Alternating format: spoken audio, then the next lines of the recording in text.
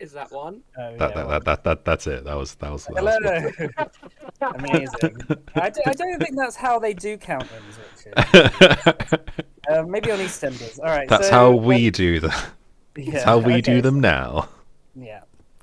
So yeah, welcome back everyone to Pathfinder Second Edition campaign. How's everyone doing? Good. Doing Ready? good. Yeah. Yeah. All right. Well, Richard cool. doing yeah. Yeah, me too. How are you session doing? 19. Yes. Yeah. No one ever asked the GM how they're doing. No, good. All right. So if everyone is ready, let us begin. So last we left our heroes. The party had finished up their business in Port Edron. The last few days of downtime, where you were just getting things ready for your diplomatic mission to the High Lords of Akate. That would take you to Kelrius, and then beyond to try and unite the High Lords, or try and get their support at least against the building civil war that is happening between the Merchant Company and the Banking Guild. So you were assigned a boat and a captain, Don Navigante, who was the captain of the Black Rose, who you began to traverse out, and then sorry, I need to turn my Discord notifications off because Yeah, I was about to say, is someone getting? No, it's me. I'm just asking the barding music. I can't hear anything. I know I haven't turned it on actually. Sorry, did you need the you need the bardy link? Was that? No. Honestly, that was Barding link. No. Yeah, my Discord's being funny. It keeps. Ah, it's really loud. Sound keeps cutting in and out. Okay, I think it might be because I'm not wearing headphones, but I've got push to talk on, so anyway, we'll see how it goes. So. Where was I? Oh yeah, so you began the process of traversing outwards, and on your boat journey, there was a sudden, after a couple of days at sea, there was a sudden storm that just came out of nowhere and started battering the ship. And then a whole bunch of these strange beasts, Kiraxes, as they were called by Don Navigante, who are natives to Akate, like the elves use them regularly. However, these ones seem a little bit corrupted in some way. That Kiraxes normally are blonde with golden highlights, whilst these ones were just completely sleek black, and seemed to come out the sky and with a ferocity that was quite scary, really. But you managed to fight them off, and eventually they began to go away. So yeah, this is kind of where we left off, wasn't it? So John Navigante says,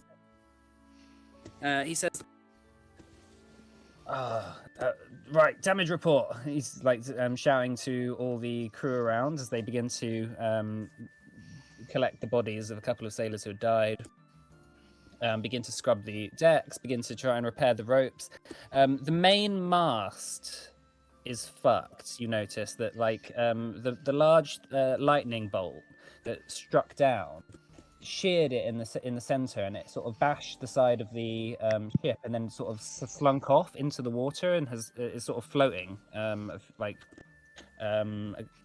about 20 meters away from the boat at this point. A few sailors go by and try the process of trying to fish it out, but it's difficult. Don Navigante says, That's our main sail.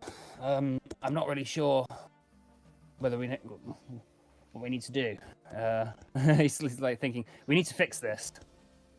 Otherwise, we're going to be very slow. Anyone good at fixing masts, by any chance? We have a carpenter on the ship. We may need to try and limp to a nearby island for a couple of days for repairs. If we can get this fished out. All right. How big is the mast? 30 feet. Maybe no. Yeah, maybe, the bit that's broken off is probably about 30 feet high or something. Pretty big. And so Don Navigante goes down, takes you down into his. He says, "Come with me." Takes you down into his office. his captain's quarters, and on the table there's like a large navigation chart of the local sea. And he begins to look at it, and he holds up like a little lantern to it just to get some light. And after a moment, he says,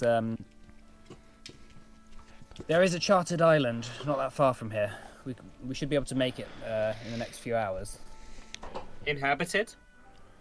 No, it's never been. No one's ever landed on it before. They just charted it. Ooh. Right. First things first then. How are we going to get that actually onto the ship? Or maybe just drag it behind us?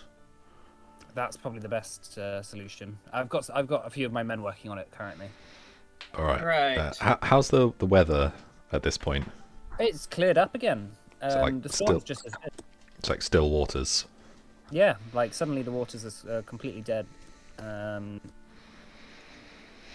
Yeah, like there's no indication that there was ever a storm here. It's quite spooky. Maybe when we get to Kelrius, people can hopefully fill us in as to what was going on with them. I want to have a look at them, see if I can get any vibes as to what went wrong with them. See if I can pick them apart a little. See if I get any gloom vibes. Yeah, there is a body of a couple of them on the deck. They don't really seem to be corrupted in the same way that you would expect. Right. From Okay. in a strange sort of sense, the creatures in the gloom had a sort of almost like mutated kind of corruption to them, whilst these ones seem to just under the surface, they seem to be quite magical. There seems to be almost like elemental energy residing among inside it, and like when you sort of cut the hide open, the inside layer of the skin seems to be almost like sort of a natural sort of rock of some sort. It seems almost like partially combined with some sort of elemental creature. Is this a familiar elemental creature, like a gully beast, or? No.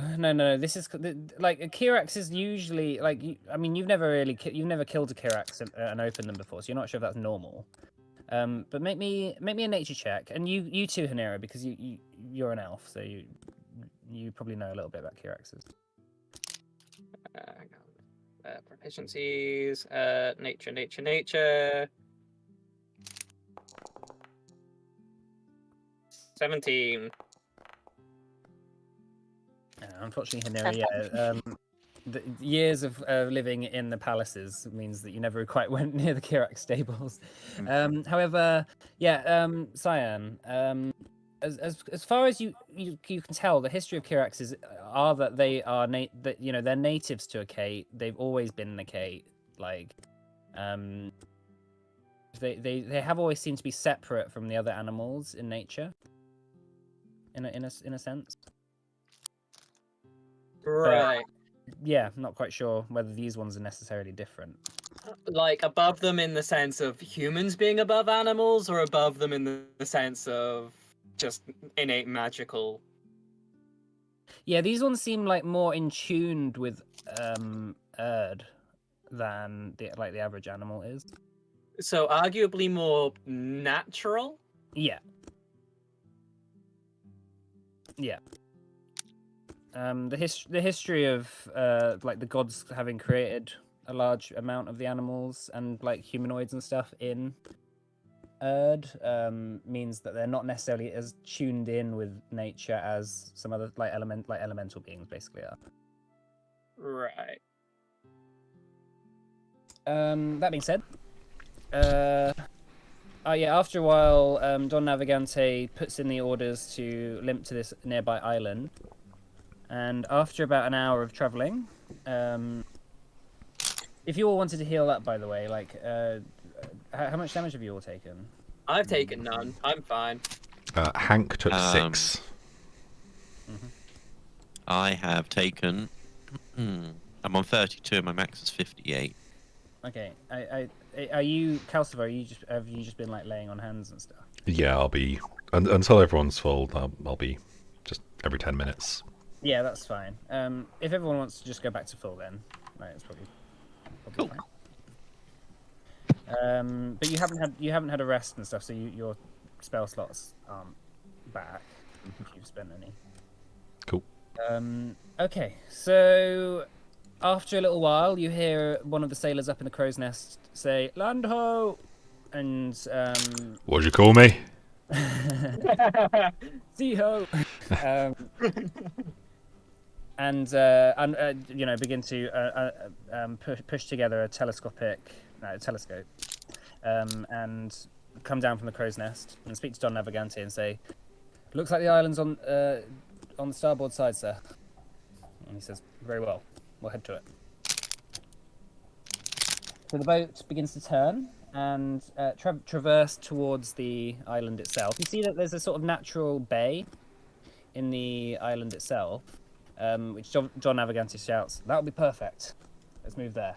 The island itself seems to be made of like a very thick jungle that seems to make its way quite highly up a sort of mountain face. And there's this sort of black rock mountain that sort of sticks out the far side of the island. The natural bay that you've arrived in, or are arriving in, seems calm. It seems nice, actually. Like there's maybe about 20 minutes of getting the boat in place before managing to find somewhere to safely anchor it. And then Don Navigante begins to send out landing parties on rowing boats to explore the area and see where to make a camp if need be. Don Navigante says we will need to take some of the trees and things like that for repairs. So it might take us a couple of days. Feel free to explore the island if you wish, or you can stay here. It's your choice. I'm up for a little bit of exploring. How about the rest of you? Yeah, if it's unexplored, okay. then if it's unexplored, we should No. probably have a look around, make sure there's nothing that's going to come and I don't know, eat the boat or something. It's not And hey, much we else might to hunt do. on the way. See if there's some meat. Yeah, get something for dinner. Might be fine, of course, but it is of course probably a good idea not to go too far away from the camp.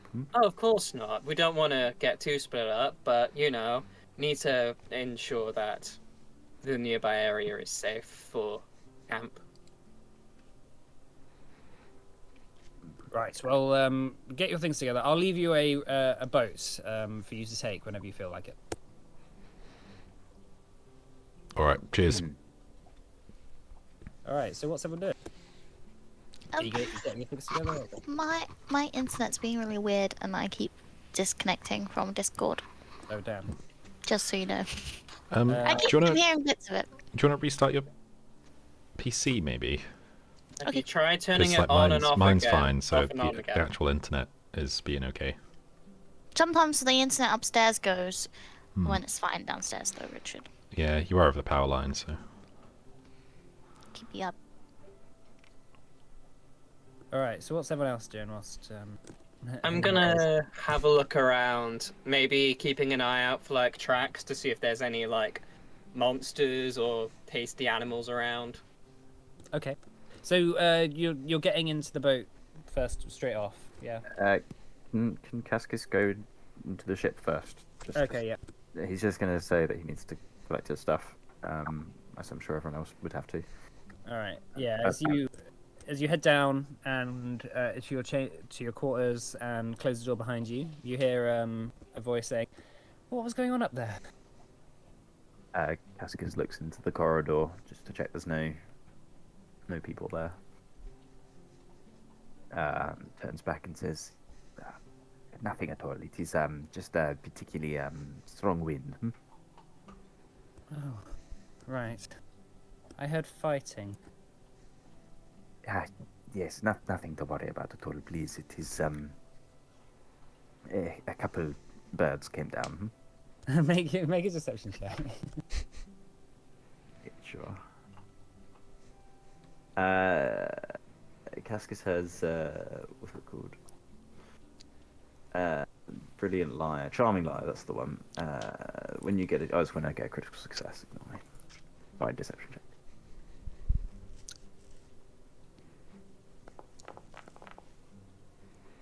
So 28. You see the figure of Doña Sistine sort of like calm down a little bit, and she goes over and sits on the bed. She's wearing sort of a very dashing dress, expensive, with sort of reds and golds and greens, and expensive silks in a strange sort of almost like patchwork pattern, almost like a harlequin or something. She sits down on the bed and says, "Oh, right. How long left of this journey? I'm getting a bit stir crazy in here." Me too. Well, it was supposed to be about 8 days, but this might add a couple more onto the timeline. You see, the ship is damaged, and we're having to make landfall at an island just to repair the vessel. Right. And this is what you wanted after all, hmm? Oh yes. Well, I hope my father doesn't find out. That you... He won't. He's the least I can do. Hmm? And Well- besides, you will be looked after here. I hope. I know Snaggins not have been trying to sneak in food as and when. Yeah, but there's not that much downstairs. Voice, please, my friend. Oh, and you see Snot sort of walk out. He says, "Oh, I'm sort of getting a bit sick of being smuggled in boats everywhere we go." Well, it's the life of a merchant, and besides, think of the fort. Hmm? You told me that we would, Kelris, that Port Edrin would be our home, and now we're going again. It's only been a couple of weeks. Well, it was a metaphor. Hmm? Snag sort of is lying on a hammock, tied into the corner. Snag, he looks over and says, "I'm not really sure he knows what a metaphor is." Anyway, do you need any help? No. It is. I have just come to tell you that I'm going to have to go to shore. So What if anyone comes in? You'll be fine. Snaggin's not they're known here. It'll be fine. They will do something silly, won't you? Okay. All right. So you say your goodbyes, and meet up with the rest of the party who are getting themselves ready. The rowboat itself is fairly large. It can probably seat about 8 people. Who's gonna row? You need probably a couple of people. I can row. I'll row. Okay.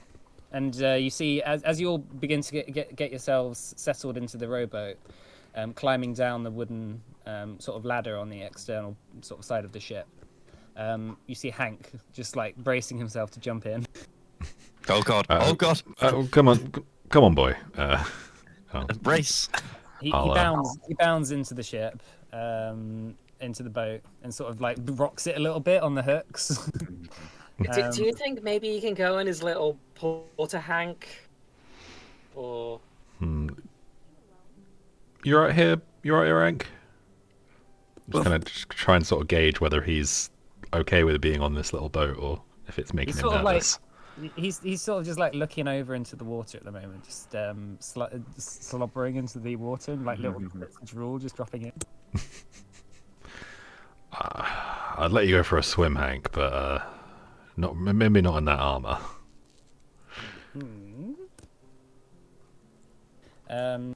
Maybe later. Yeah, he curls up and settles into the sort of far side of the rowboat. He takes up like the space of like the rest of the space. You're quite cramped because there's this massive dog in there with you. But then yeah, eventually someone pulls a rope and you just descend into the water and begin the process of rowing. It's not very far. The bay is probably about a mile across. So it will take you like 10 minutes to get to the coast. And the jungle comes up quite far to the coastline. It's almost like there's these sort of, not necessarily like, well, yeah, there's like almost mangrove tree kind of like marshy sort of things with the roots coming up to the coast. There's not really like a shore per se. It seems that there's almost like the trees themselves have almost like migrated partly into the water. So you have to kind of cut your way through a little bit just to get onto some solid ground. But eventually you do, and you find yourselves, surrounded by jungle. What do you want to do? Welcome to the jungle. You hear the sort of like you hear birds and tropical birds and insects, cheeping and tweeting, and there's like a buzz in the air almost of excitement around you. In the distance, you can hear the sort of snapping of twigs as like small little mammals rustle about in the bushes. Maybe similar to like squirrels, but they look almost like very skinny and long and wiry. Right, so are we just looking around here or getting some dinner? Well, a bit of both, I imagine. Got plenty of time for both. All right, Hank. Hunting. Hunt. All right. He just sort of begins to walk off a little bit, very slowly. Yeah. He'll come find us when he's got some in. I just worry slightly what he will come back with in his mouth. Oh, he won't do like people or anything like that. Oh, I hope not, because I'm certainly not in the mood to eat that. Either that or he doesn't leave any. What if he mistakes a gnome? I'm going to some hunt sort as of well. All right, well, hang on, sorry, Henning, what did you say? I'm saying, what if he mistakes a gnome for some sort of small mammal and brings that back? I don't think there are many gnomes here. You never know. We don't know. I mean, you never There could be know. anything on here. I mean, if he was going to mistake a gnome for something, it'd probably just be a kid. And he didn't kill kids either. Okay, well, I'm Unless I happy tell for him that. to, but like I haven't done that yet, so it's untested. Well, Make a hopefully we survival don't check have. for Hank. Sorry? Do you want to make a survival check for Hank? Sure, he is a lot better than me at it.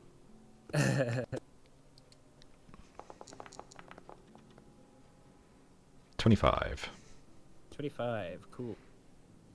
Can everyone roll me a perception check, please? Perception. Because I assume you're sort of standing around just having a look around. Yeah. 27. 18. 22. 22 also. Okay, 24. so amazing. Oh, you all did pretty well, actually. All right, so first of all, as Hank goes off, you hear the tree line sort of rustle a little bit, and he just disappears into it. Who got the highest there? Cyan. Let's go lowest to first then. All right, Calcifer. As you're sort of looking around, you see the trees around you are they're pretty big and luscious, and there's sort of vines running amongst them.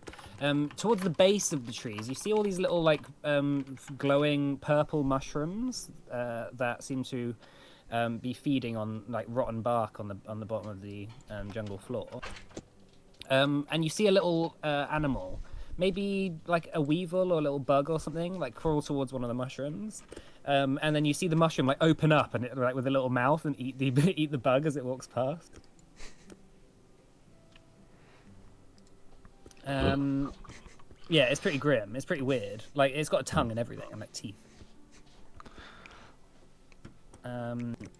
As for Cascus and Hanera, you're looking around the local area. After a little moment, Hanera, you see this little rock that sort of protrudes out of the jungle floor, and you notice it's square. Like it's not a natural formation. It seems to be like a brick of some sort. And Cascus, you find the same. You see, like as you're sort of looking around, you see like quite a few of them. Can Cascus shout loudly for people to stop. Like, stop moving. Yeah. I Does shoot. everyone listen? Everyone hear? Yeah. Yeah. Fuck you! I won't do what you tell me. I'll keep Yeah. moving. Fuck you, Cascus. Fuck you. And Calcifer, maybe in case your dog comes back barking back him, find a way to make him stop. And he kind of like points around. I do not know what these are, but I have seen traps in my time, and they certainly look a little bit like that. If there's traps about, I better call him back. Well, no, do not call him back. If he comes back, he will come barking through. You know, I do not think he is certainly ferocious, but agile, maybe not.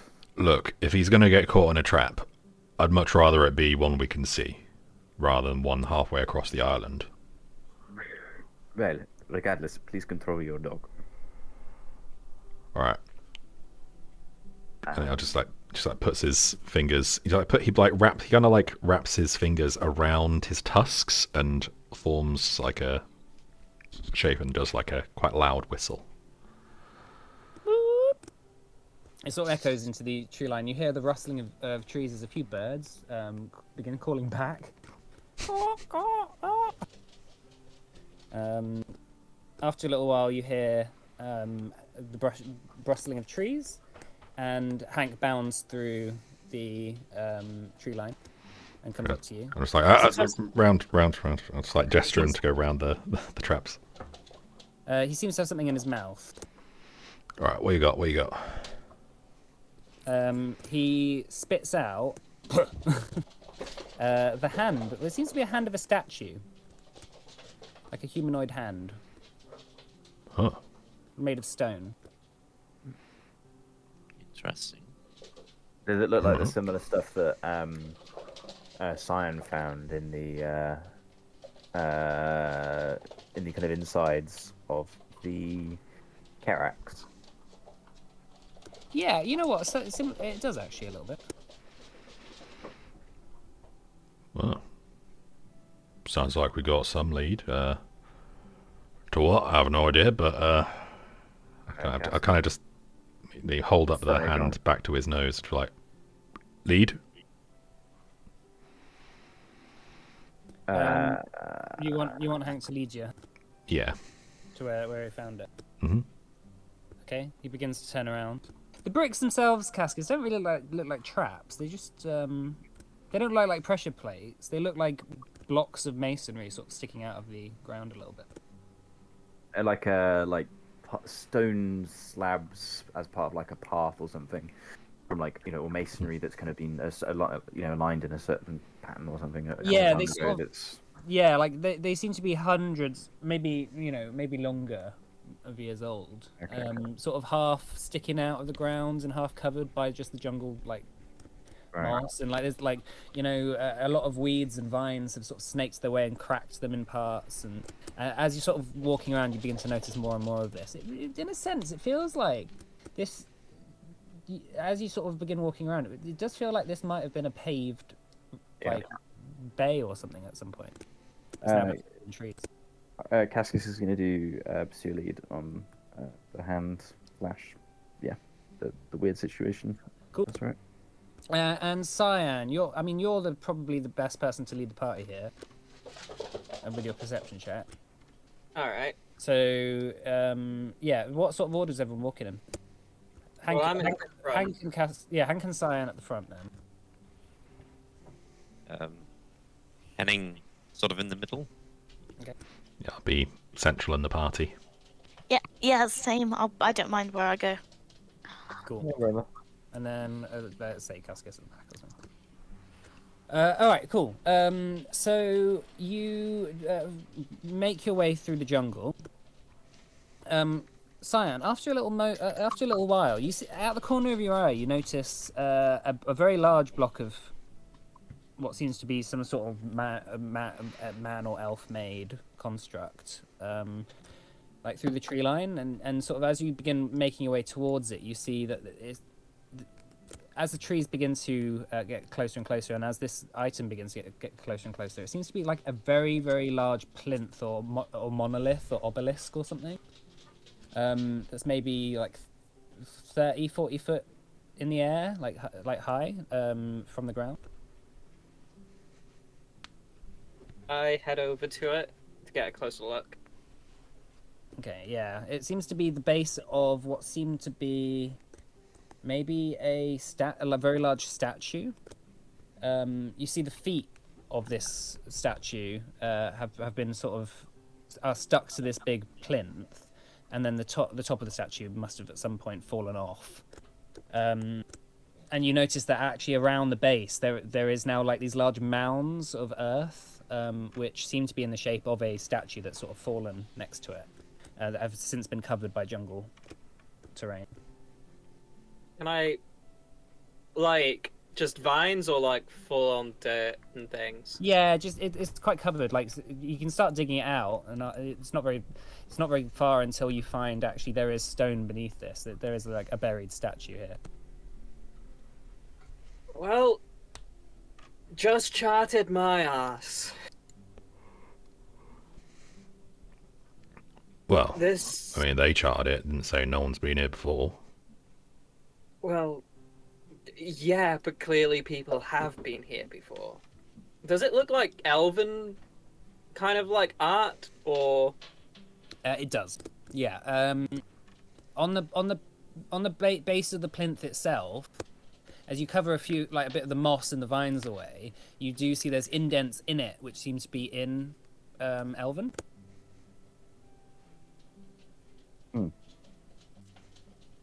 hey?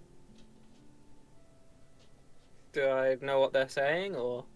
Yeah. Make me a perception check. No, sorry. You can speak Elven, right? Yeah. Oh, yeah, that's fine. Hang on, let me just look at my notes. Oh yeah, so you see that this says Narsamel, hero of Elyndor. Nera, does Narsamel and Elyndor ring any bells? Can I make a society check? Yeah. History, maybe. History isn't a thing. Oh, is there not a history? There is no history. Yeah, fine. Use society. Oh, it'd be law, wouldn't it? It'd be law. Yeah. I'll let you do this one anyway. Elyndor does seem to ring a bell. There's because you got a 20. It's a very long time ago in the libraries of the palace you sort of grew up in. You do distinctly remember reading a book that talked about the lost city of Elyndor. It's like a mythical city. You're not quite sure exactly on the myth, but you what you do know is that maybe about 500 years ago, an island nation called Elyndor was destroyed, and is known to be sort of almost cursed. Other than that, you don't really know that much else about it. We don't know what did the destroying. No, I don't think. I think the whole point is that no one really knows what did the destroying. Oh, so it's like Atlantis. Yeah, sort of. And the elves never made a. They didn't want to ever go back because it was so traumatic for these people that they just like, thingied off the island and sort of forgot where it was. Well, that fills me with lots of joy. I guess maybe we found it or something. Maybe. Or maybe this is like an island that was important to Elyndor. Either way, this guy, pretty big deal. Well, to have a statue that big, you would have to be, wouldn't you? Is the statue missing a hand? Well, no. This hand is the hand that Hank got is considerably smaller. It's more like the size of a person's hand. Okay.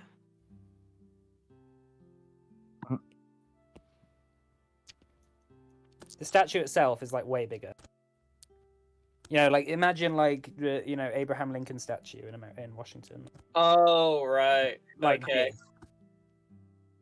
Like the mountain.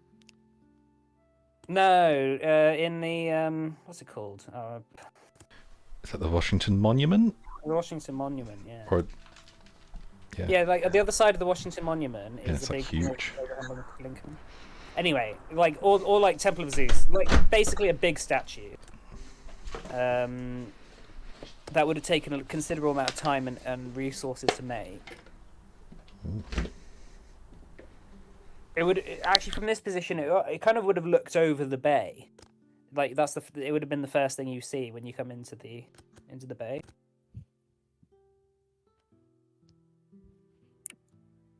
Anyway, Okay. yeah, sort of as you look around a little bit more, you do notice that there's sort of lumps and bumps in the tree line that suggest that there were houses here at one point. Like, and as you sort of begin to realize this is, you know, like a place that was lived in, you begin to notice actually that maybe you're in the middle of a city right now, just for having been lost to the wilds. So I think we found it, which probably means something bad's going to happen. Usually that means something bad's going to happen, right?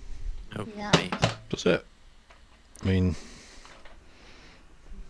place been deserted for hundreds of years. Then what's the odds something's going to happen now? Unless whatever destroyed it is still here. Maybe what destroyed it is connected to those Kyrexes. Well, I mean, was it You're even right. destroyed, or did they just leave? No, I'm pretty sure it got fucking wrecked. You don't just leave a city because you don't like it. Right. I don't know. Yeah, What if they that's couldn't easy grow to food find. here or anything? Or something? I don't know. Maybe there was some political shit going on. Maybe. I mean, them lot left for Port Dalron, right? They left Port Dalron. I figured the elves would know a bit better than we would, and they say it got destroyed. Looking into like the buildings, or like the remnants, do they look like they were destroyed or just kind of have been grown on top of by this kind of mangrovey, jungly trees? It's really hard to tell. Is there an like if you want to clear some out, you could try and do some archaeology or something, but that's not a skill. Make an intelligence check for me. Okay.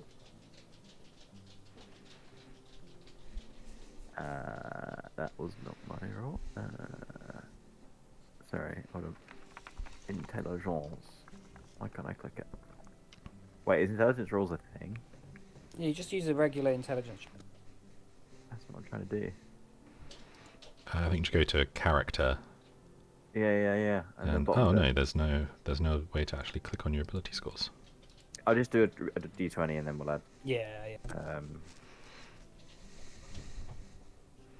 D20. So that will be a 13 plus my modifier is a 4, so 17.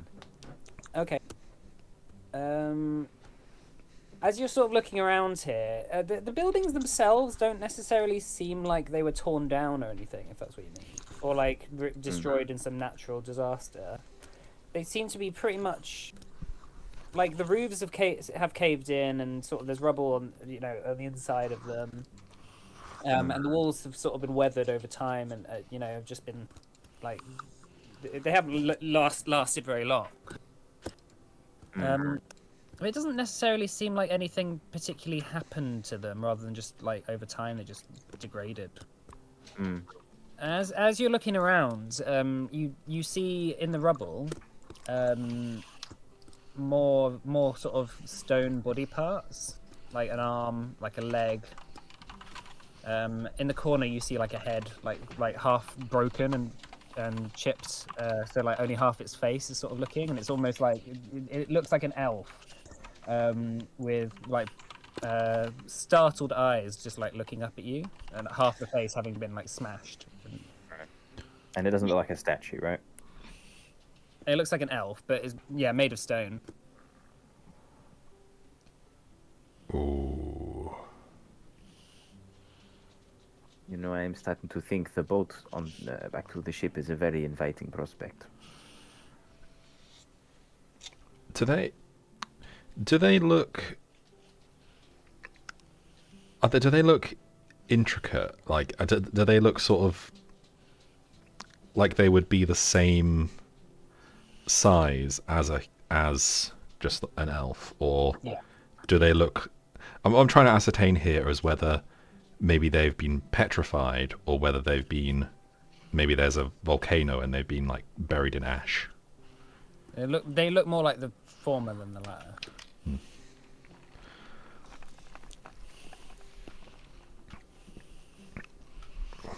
Yeah, this ain't a good look. Those people from Erd in the party would obviously remember the history of not of Erd, sorry, of Orthaid. They would remember the history of Carnia and the stone civilization that sort of people occasionally go to still and explore, where the entire country got turned to stone.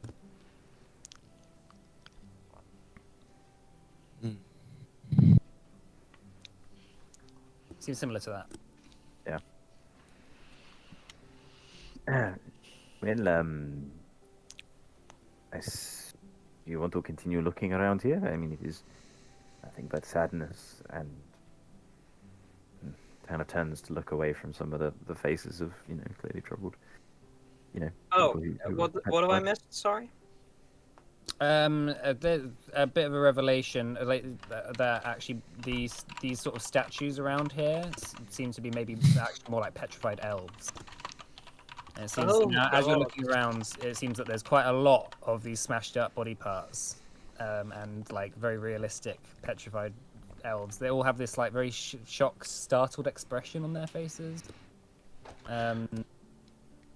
Hanira, as you're looking around, you notice in the rubble there's like a little glowing light. Like it's like a blue glowing, like something coming out of the rubble. Can I dig it? Yeah, you just dig it apart. There's like a blue marble that is sort of humming and faintly glowing. Make me a society check.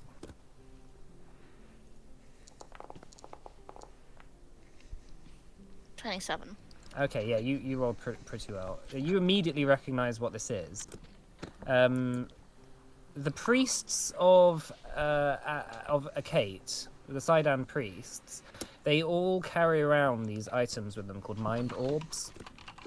And the idea of them is that they sort of record your memories, and sort of have like a backup a little bit of the last like few hours of your life, just in case a priest gets killed.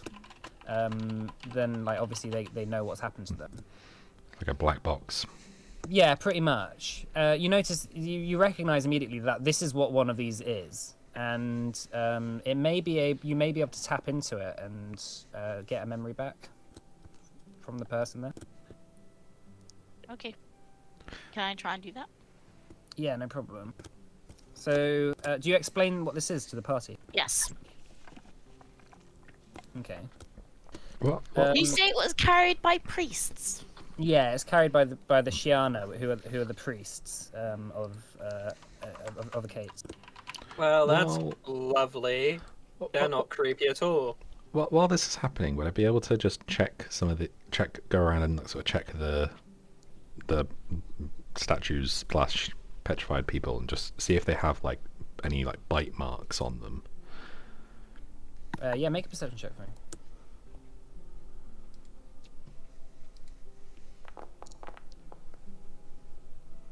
You don't seem to find any bite marks. They don't really seem to have any wounds on them, from what you can tell. They just seem to have just been petrified. Do you think they're still alive in there?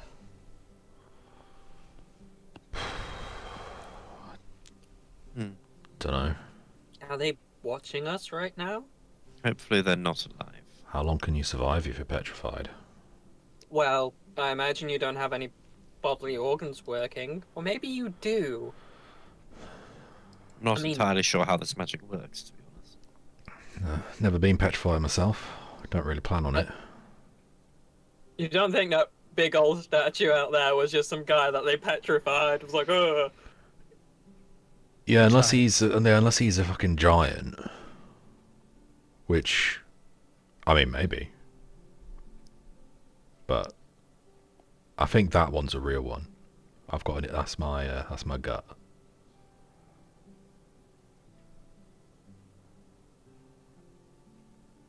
All right. So Hanira, as you're focusing on this, as everyone is just waiting, you clasp it in your hands, and you begin to feel this sort of connection to an other, like a connection to another entity which isn't you.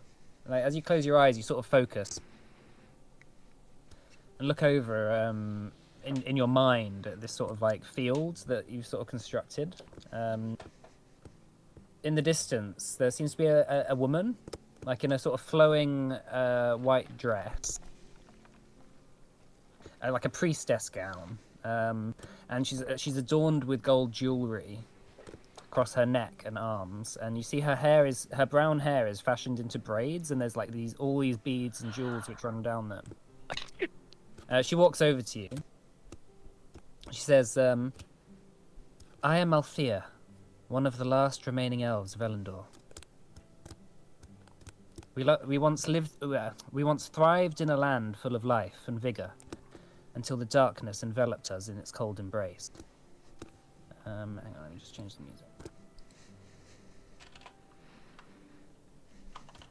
She seems to have this on her face, a almost terrified expression, and also partially just sad as well. She says, "Our troubles began with the volcano at the center of the island. A natural wonder that never before aroused suspicion or fear in our hearts. But one day, it rumbled to life, spewing smoke and ash into the sky, and causing the ground to shake with a terrible fury. Our crops withered and our homes crumbled as the earth convulsed beneath us. Strange, evil storms began to harry us, and dark beasts preyed on our people from the skies, flowing forth from inside the volcano. In our desperation, we turned to our high priest, Narsamel, for guidance. He was a sage and powerful figure, revered and respected for his wisdom and his connection to the gods. Narsamel spent days in deep meditation, communing with the divine and seeking to understand the nature of the volcano's wrath. With a heavy heart, Narsamel set forth on a journey to the volcano, promising to return with the means to quell its anger. We gathered together all the riches we had in our possession in hopes to appease the angry spirits that resided with the volcano. And with our time, we built the statue to Narsamel. After he left on his journey, we waited for him, hopeful that our salvation was at hand. Days turned into weeks, and weeks into months. Narsamel did not return. We knew then that something terrible had befallen him, and we could only speculate as to the nature of his fate. All that was sent to the volcano did not return, and some of us decided to leave our home for good. Most of us, however, stayed. Despite our fear, we strove to survive. We built temples and offered sacrifices to the gods in hopes of earning their mercy, but it was all for naught. And on our last day, we heard the volcano roar its final boom. It sounded like a whip, cracking with the force of 1,000 thunderstorms. I remember seeing this wave of black energy radiating from the volcano, and those of us at the temple prayed for mercy as the darkness spread like a shroud, and it enveloped us all in its grasp. I remember feeling my body turn to stone, as if my very essence was being drained away. The last image I saw was the contorted faces of my people, racked with fear, anguish, and confusion. And then you see that her form begins to fade and like disappears into the air, and then the vision ends, and you see the mind orb begins to stops glowing, and it becomes empty. Oh. Hanira, Wow. what did your elf eyes see? I explain. Yeah. I'll copy and paste this. But yeah.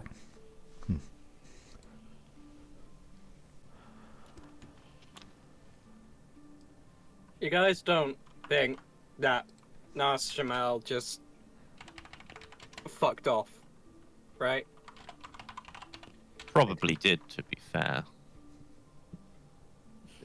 I do not know the answer to that, but I presume With that all their once the treasure. volcano, you'd find an answer in there. Do we want to go to the big old crazy volcano? I don't know if I The want big to go crazy to the volcano volcano. that petrified an entire people. Would like to pass on that one. Oh, Look, come on, it'll be I don't- fun. Look, I don't mean to sound a bit greedy, but they did mention sacrificing all their valuables. Ah, they did, didn't they? Look, that thing seems dormant, Mike. Well- So does it seem dormant? It just looks like a mountain. You didn't even realize this volcano was Yeah. an out. That thing just looks like a mountain to me. If that thing's a volcano, I doubt it's still a problem. It's been hundreds of years. I think if it was active, we probably know about it, right? Maybe not. If it's been hundreds of years, maybe things have calmed down and there's just some treasure right there for the taking. We're I here have for to a say few my- days. My curious side is tingling here. I would quite like to know whether he made it or not. Or all the treasure got melted from the extreme heat of the volcano. Yeah, I mean, but if it it'll gets- still be there. I mean, it could have been melted and then... It's hard. Oh no, a massive block of gold. What can we Yeah, do well, with that? That we can't physically carry between us. We can manage it. We can do something. Gold's pretty soft. We can... Whatever the case, we can sort something out. I like your thinking. Well, let's do a vote on it. Do we go to the big, scary, dormant volcano or not? I'd say so. I'd like to. All in favour say aye. Aye. Aye. Well, I don't really want to, but I'll go if everyone else is going. to the volcano then. Panera, Perfect. if we all jumped off a cliff, would you jump off the cliff with us? Think for yourself. I mean, probably would, to be fair. I mean, that's the only option. Probably. We probably She- would she- have a very Did good reason you? to I jump mean, off that you saw her on the cliff, on the ship rather. She can slow her descent. So, wouldn't exactly be a problem for Hanira to jump off a cliff. Look, if you're scared, just stick near Hank. He's quite good for emotional support. He is quite fluffy, so I imagine he is quite good for that. So the mountain is maybe like a few days' travel. It's quite a big island. Cool. I mean, like obviously, like you have to cut your way through the trees and stuff, you know. Did they say how long roughly it's going to take to fix that ship? 2 days, didn't they say? Oh, You know, we could always. I assume that this type of tale would sell for a big price in Adana. I'm sure there are plenty of historians, archaeologists who would be keen to be privy to this information. It sounds more like to me that the elves want to forget this place exists. or maybe they just don't know it exists. Oh no, they know it exists. The Hanira found books about it.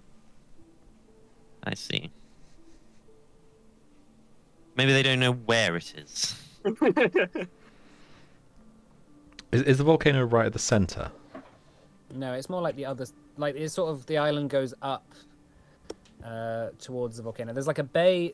Imagine the island is almost like a rectangle. On the eastern side, there's a sort of bay, and on the western side, the volcano just goes up and up and up, and the other side is like a massive cliff face that sort of drops into the water. So it wouldn't be feasible to like sail around the other side and go from Well, there. I mean, it would be a lot steeper the other side, but you could try it. Might be quicker if we go around. What with the rowboat? Yeah, I mean, it's not quick, but it's much faster than walking. And means I don't have to do as much. I suppose we could try that. The rowboat would have to go like out the bay first, and then all the way around the island. So it might And take. also that would be a sea as well. Like you'd be rowing around the sea. Like you don't know about currents. Like a current could take you off. Or, like... Right. It might be safer to walk, and I value my life more than I value speed. Yes, but we Yeah. don't want to get left behind. Well, I don't think we'd be left behind. Unless we just go We- off without saying anything, then we might. You begin to hear a sort of rustling in the brushes. There I seems pull to out be my sword. there seems to be something watching you.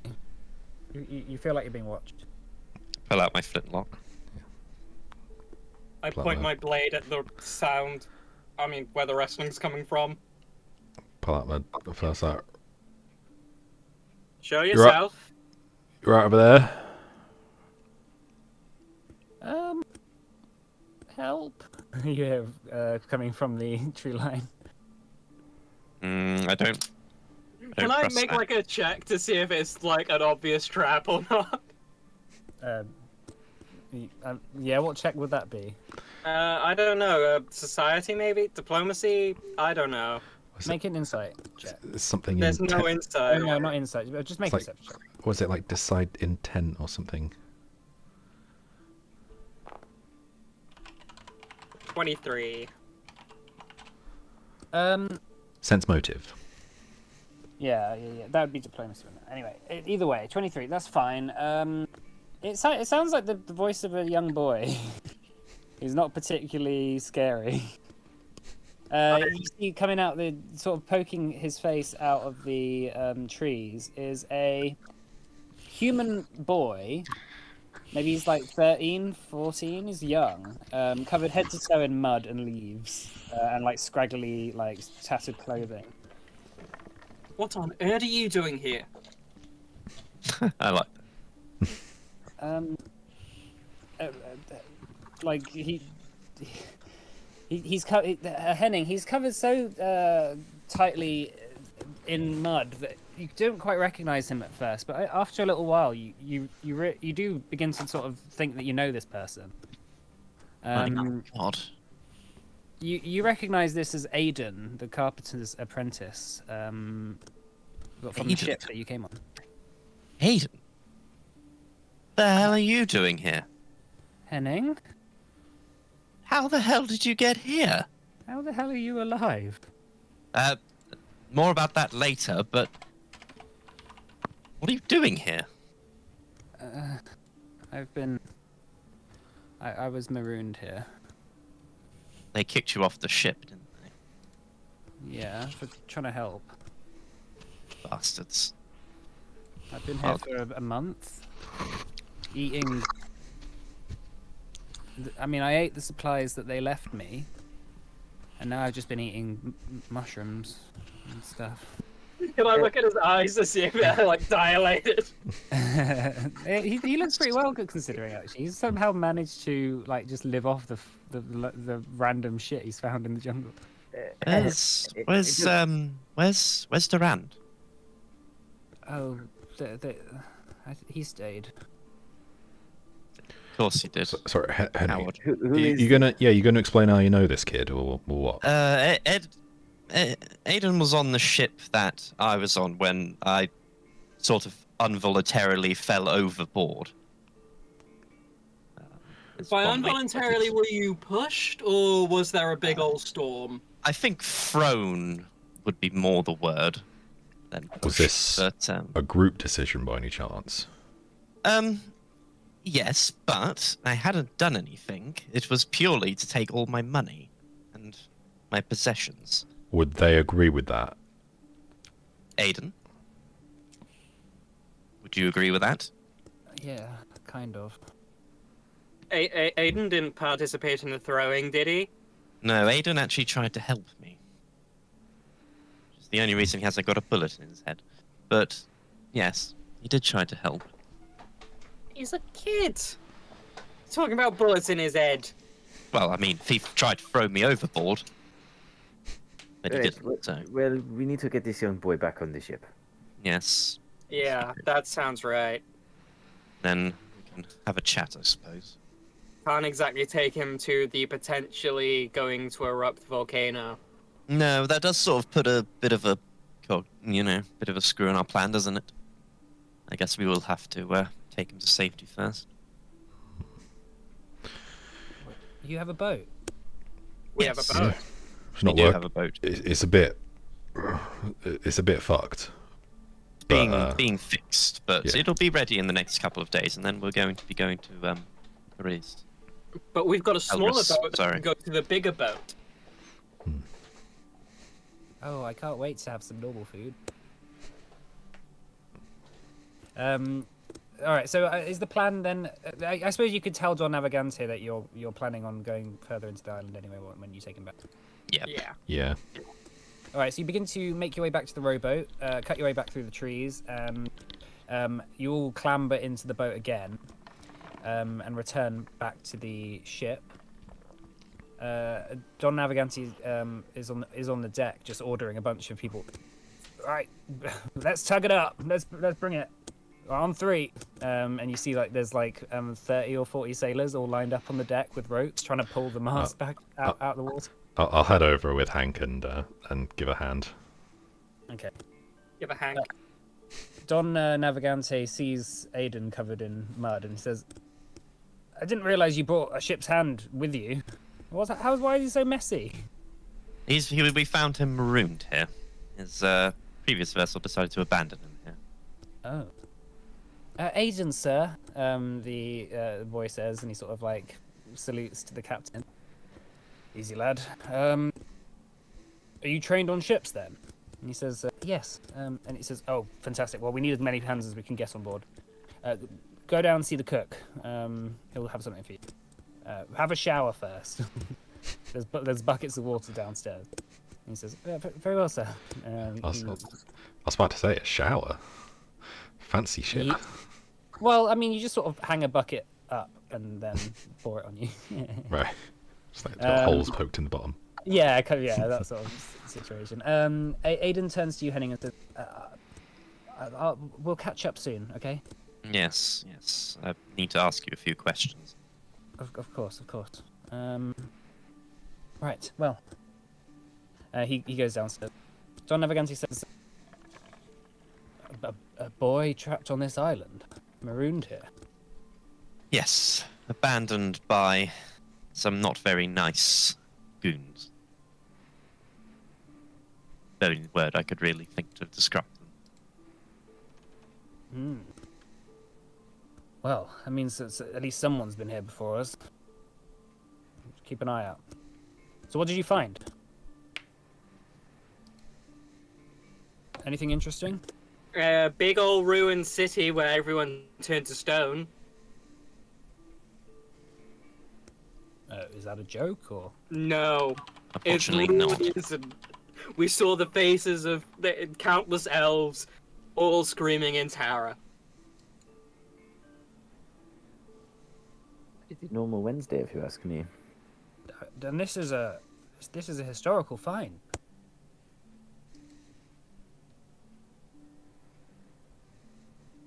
This would make a good marketing opportunity. Guys, this is what I said. Or it could be a mass grave that deserves respect. Aye, yes. Well, I didn't mean any harm. I didn't mean any offence. I'm sorry. What are your plans then? We plan going- to adventure further into the island. Great. See what we can find. Well, if you need any help, I can probably spare a few men. I think that would probably be very helpful. Very well. I'll see to it. Should we take a break there? Yeah. Sure. Sure. All right, let's take a break there, and then we'll come back in 15 minutes. All right. Okie dokie. Doof, doof, doof, doof, doof, doof, doof, doof.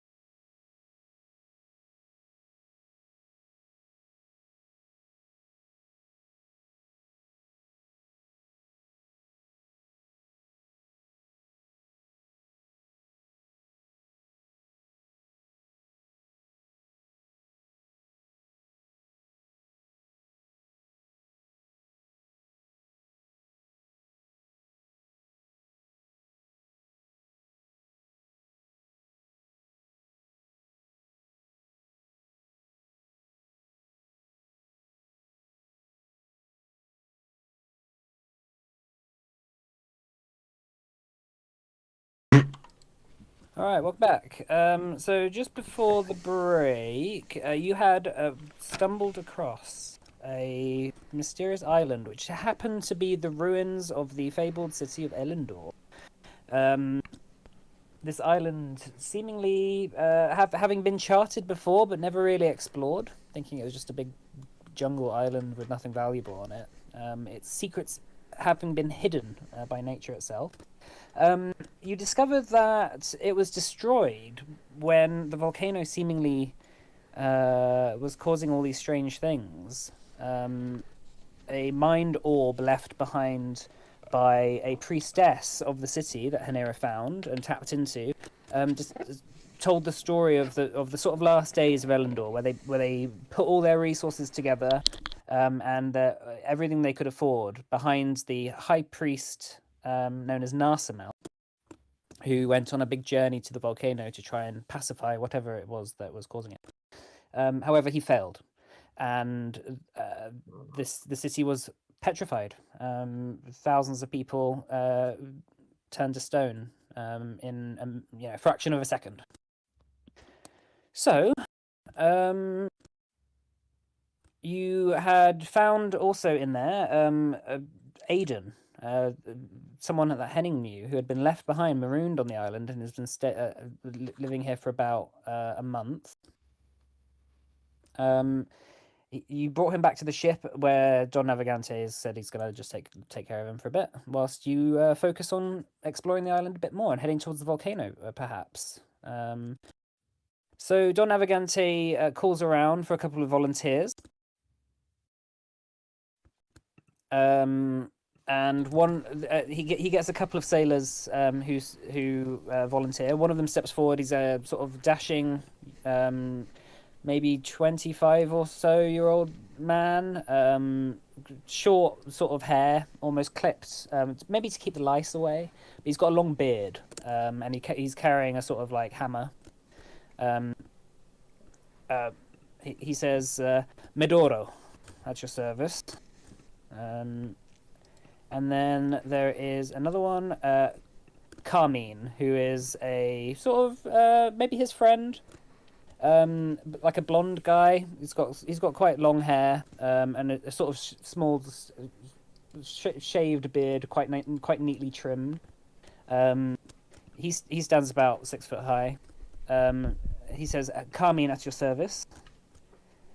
Let's go. I'm keen for an explore."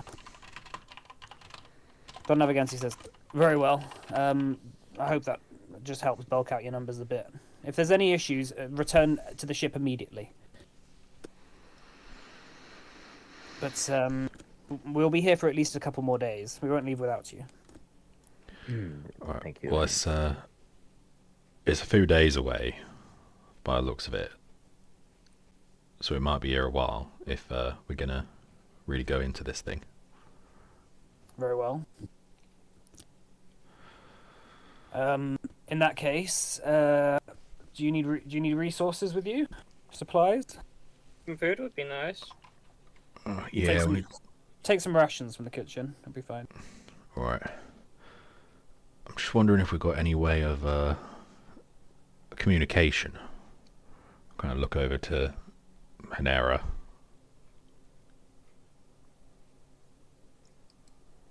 Be good if we could phone home, you know. I mean, like a signal. Yeah, just some way of maybe if it's been a week, we can find some way to signal we're still here, so you guys don't leave without us. I don't think it'll be a week. Oh. Do you know? I don't know, but I don't think going there and back is going to take us a week. Maybe a couple of days. Well, maybe a few days there, a few days back. Well, it's best they know that we could be a while. I don't have anything. Oh. John Navigante says, "Come downstairs with me. Let me have a look." He goes down. He takes you downstairs and opens up one of his chests. He takes out a funny-looking flintlock gun. Seems to have like a firework poked in the end. Oh, goodness. This is a very crude invention. We've got Fire a flare this- gun. Fire this into the air when you need picking up. Once we see it, we'll hopefully be able to swing the boat around and get you by the shore. Right. Yeah, I suppose What time probably of day a is bit it? easier to go down that cliff than up it. Time of day at the moment, probably like midday or maybe like 1 or 2. Have we had a rest since we fought the? No, not yet. Not a proper rest.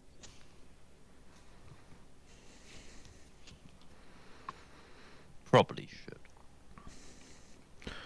If it's going to be a couple of days, we can sleep on. We're going to be having to bed down en route. True. Ugh. It'd be like camping. Yeah. Oh, joy, camping. Look, what's so bad about camping? It's fun. It's cold and dirty. You get to be one with nature. And you have to watch out for things trying to eat you in the night. Depends on where you're camping. Well, out here, I imagine we could very well get eaten by something. I mean, we've only seen small animals. Well, we don't know what comes out at night, but I'm sure it'll be fine. They'll all take watches. All right, so you're going to head to the island, are you? I think so, yeah. Okay, fantastic. Yeah. So, yeah, you begin to row back to the island, and once you tie up the boat on the shore once again, and head back towards where you were before, it's maybe been about another hour or so. So, yeah, you're just gonna head just straight towards the volcano. Is that the direction? I think Yeah. so, yeah. All right, who's gonna lead the party then? You want to I turn can. the Bardley music back on? I think it's not. Oh yeah, that's right. My immersion.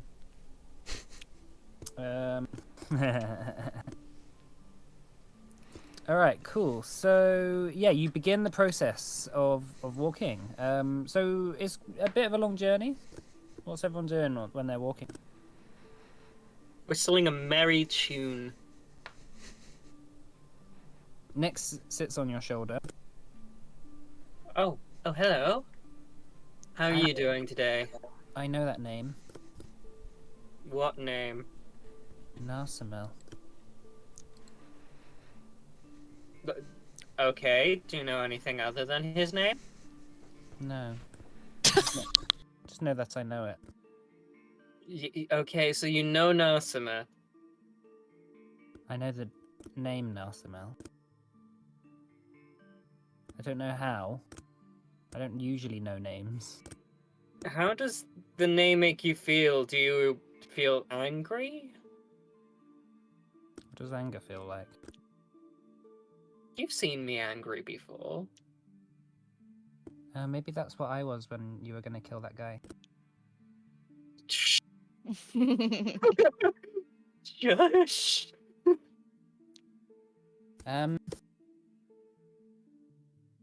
Maybe.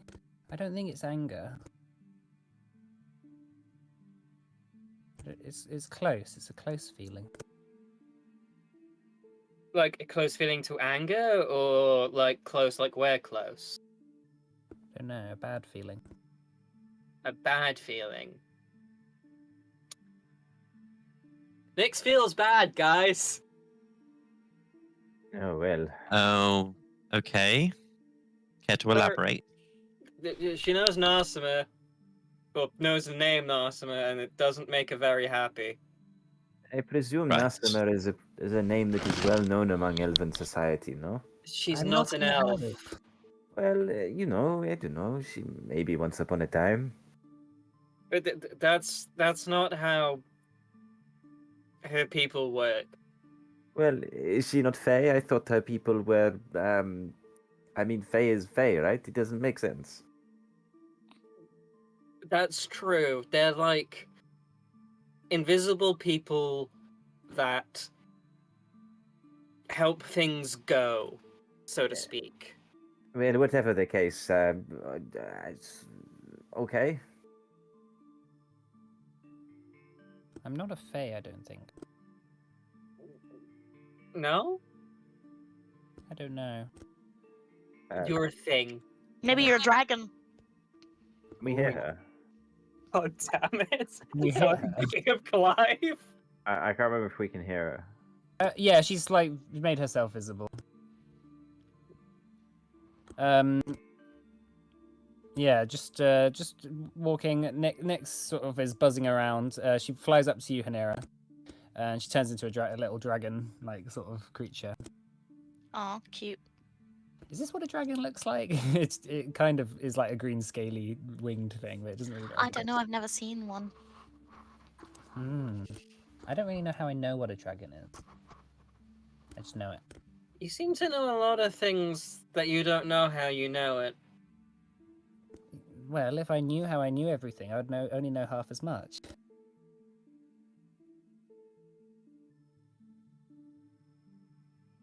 Right? Well, you still only know half as much because you don't know how you know it. You just know things. And you can't attach them to anything. Do you know where you know everything from? My brain. As shriveled and small as it is. And from reading about things and hearing about things,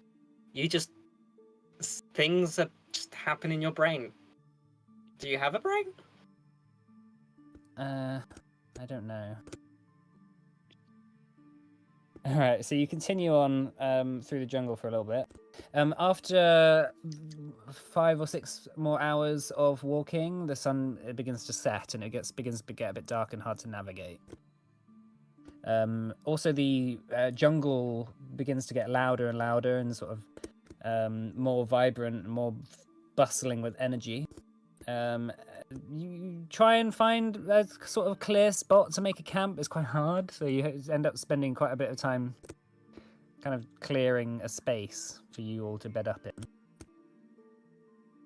Yeah, you sort of find like a ruins of an old hut that is just sort of like in the tree line that you managed to set up camp in. So, we're going to take watches, are we? Yeah. Okay. So who's going to go first? I'll go first. Anyone else?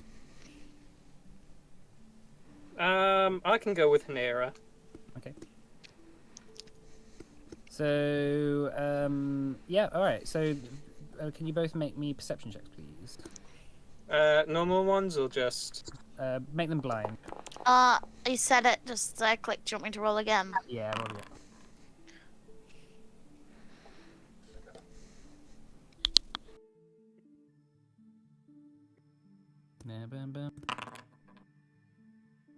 There we go. All right, so you begin the process of sitting down. Do you make a fire or what? I think a fire would be good. Isn't it really hot here? It's a jungle. It's like as the sun has gone down, it has gone a bit chilly. Oh yeah, make a fire then. Okay, cool. There's like a bit of a breeze blowing past you.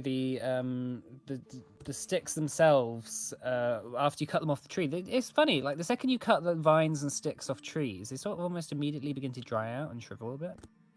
Good for a fire. I use produce flame because I don't actually know how to light a fire. Yeah, that's fine. Pew! You just like shoot a little spark, and it just whooshes up. Sion's probably like rolling some sticks together, trying to like cause friction or something, and then it's just there, just like pew. That's very useful, isn't it? Yeah, maybe I should teach you some spells. I know some spells. Go on then. Well, do you want me to waste all of my resources right now? What spells do you know? Well, I can do Mage Hand, I can message. But growing up, I was taught a few spells. Spells to distort visions and things. Why'd you never use them when we fight? Because I'm not very good at it. Oh. Try it on me. Okay.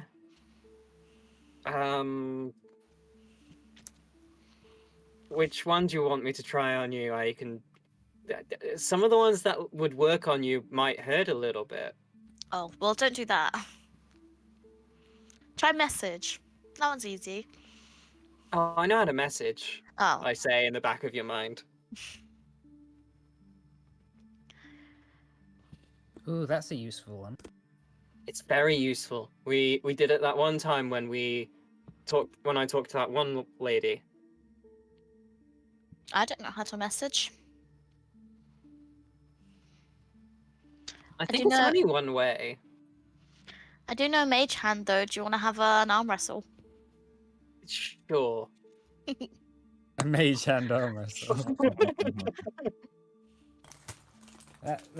How would that work? I have no idea. Can they hold on to each other? I assume they can. All right. So you set down. It's almost like a Pokemon duel. Like you're stood quite far from, like 20 feet from each other.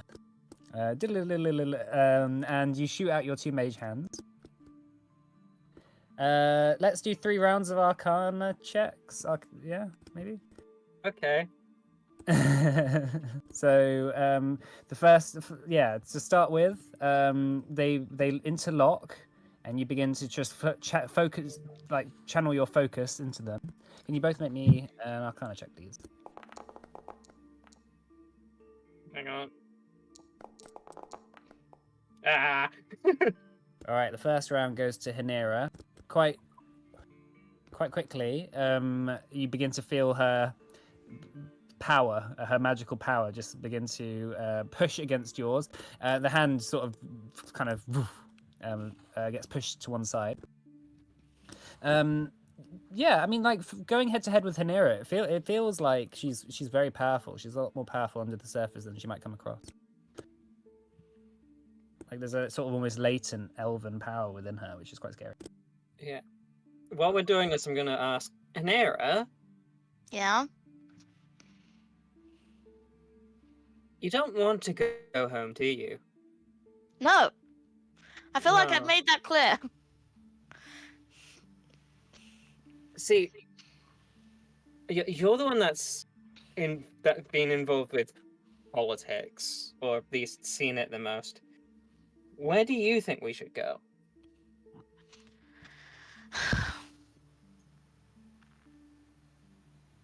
Let me just get the map.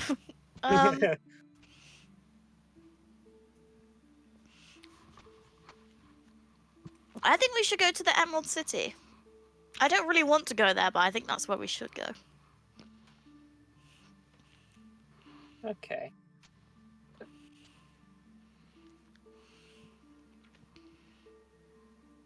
Yeah, the elven capital of Lenora.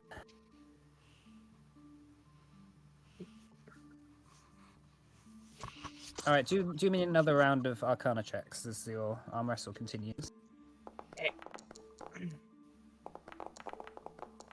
Oh, again, Hanera has the upper hand, to put it that way. Oh my god. The upper mage hand. And again, she quite effortlessly swats away your. Is that where the phrase comes from? Yeah, so we've got So if two you- people if- throw mage hands at each Well, other. well, if you're winning an arm wrestle, then you have the upper hand because your hand is over theirs. I mean, maybe. Or maybe we've learned something today. I choose to believe that is. I choose to believe that is what it is. Is that now the origin of it in this game? Yeah. No one's ever used that phrase before until now. Okay, yeah. So again, Hanera, arcane magic. As she sort of focuses for a moment, because for a bit, because you do a bit better this time, you do begin to offer some resistance. And then you sort of see, Cyan, you see Hanera's eyes flare a little bit, like sort of blue power, like shoots through them, and she just sort of. Like a Kidian blue, or Yeah, maybe. Not necessarily like from taking a Kidian, but just like a bit of power shoots out that shouldn't really do that. Yeah. Can I ask you a personal question? Oh One of God. my questions are personal. What? How do you feel about hurting people? No, as long as they're bad people, it's fine. Okay. Have you hurt a lot of people? No.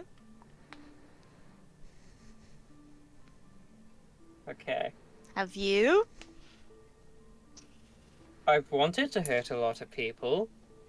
I've only ever really properly hurt people with you lot. Same.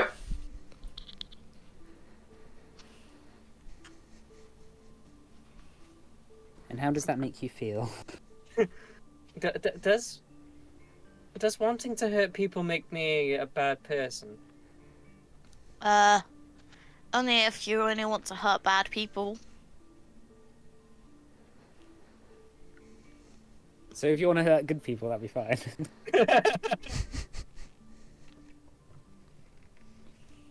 Did you want to do another round of arm wrestling? Hinera seems to have got the best of 3. No, I win. Yeah. Yeah. Arm wrestle me, Nick says. To Hinera. Okay. You see that Nyx transforms into a hand, similar to the mage Oh hand. God. So you do Arcana, I guess Nyx will do Strength. I don't have Nix's character sheet, so you'll have to do it. What's your Strength? Sorry. My strength, like Yeah, she's a the familiar. number of the mod, The modifier. +2. Oh no, Nyx isn't very strong at all. She just like immediately just like crumples. It's like ah. Did she get that one? No, she got a nat 2. Oh. Oh yeah, sorry, I thought I had revealed it, but no, there you go. She got a nat 2, yeah, just immediately just failed. That didn't work. Alright, so the rest of your watch comes off fine. Nothing particularly interesting happened. You do hear like a bit of rustling in the brush for a bit, but it doesn't really seem like it's from a large creature. It just seems like it's from like maybe a snake or something slithering, but it seems to go away after a while. Right, who are you waking up next? I'm gonna kick Cascus awake. And Calcifer. Okay. Cool. Cascus then kicks awake Midoro. Okay. Yeah, the sailor sort of stirs and says, "Oh, is it time for?" He goes, "Be a good sailor and keep a watch for you," and flicks him like a silver coin maybe or something. Okay, yeah, he takes it. He goes over. Okay, are you going back to bed then? Well, he's gonna kind of like sit next to Calcifer and kind of put his cap over his eyes and not, he's kind of like there, but he's kind of napping. But he's able to hold a conversation. But he's not doing a watch. Midoro will do his watch for him. Yeah.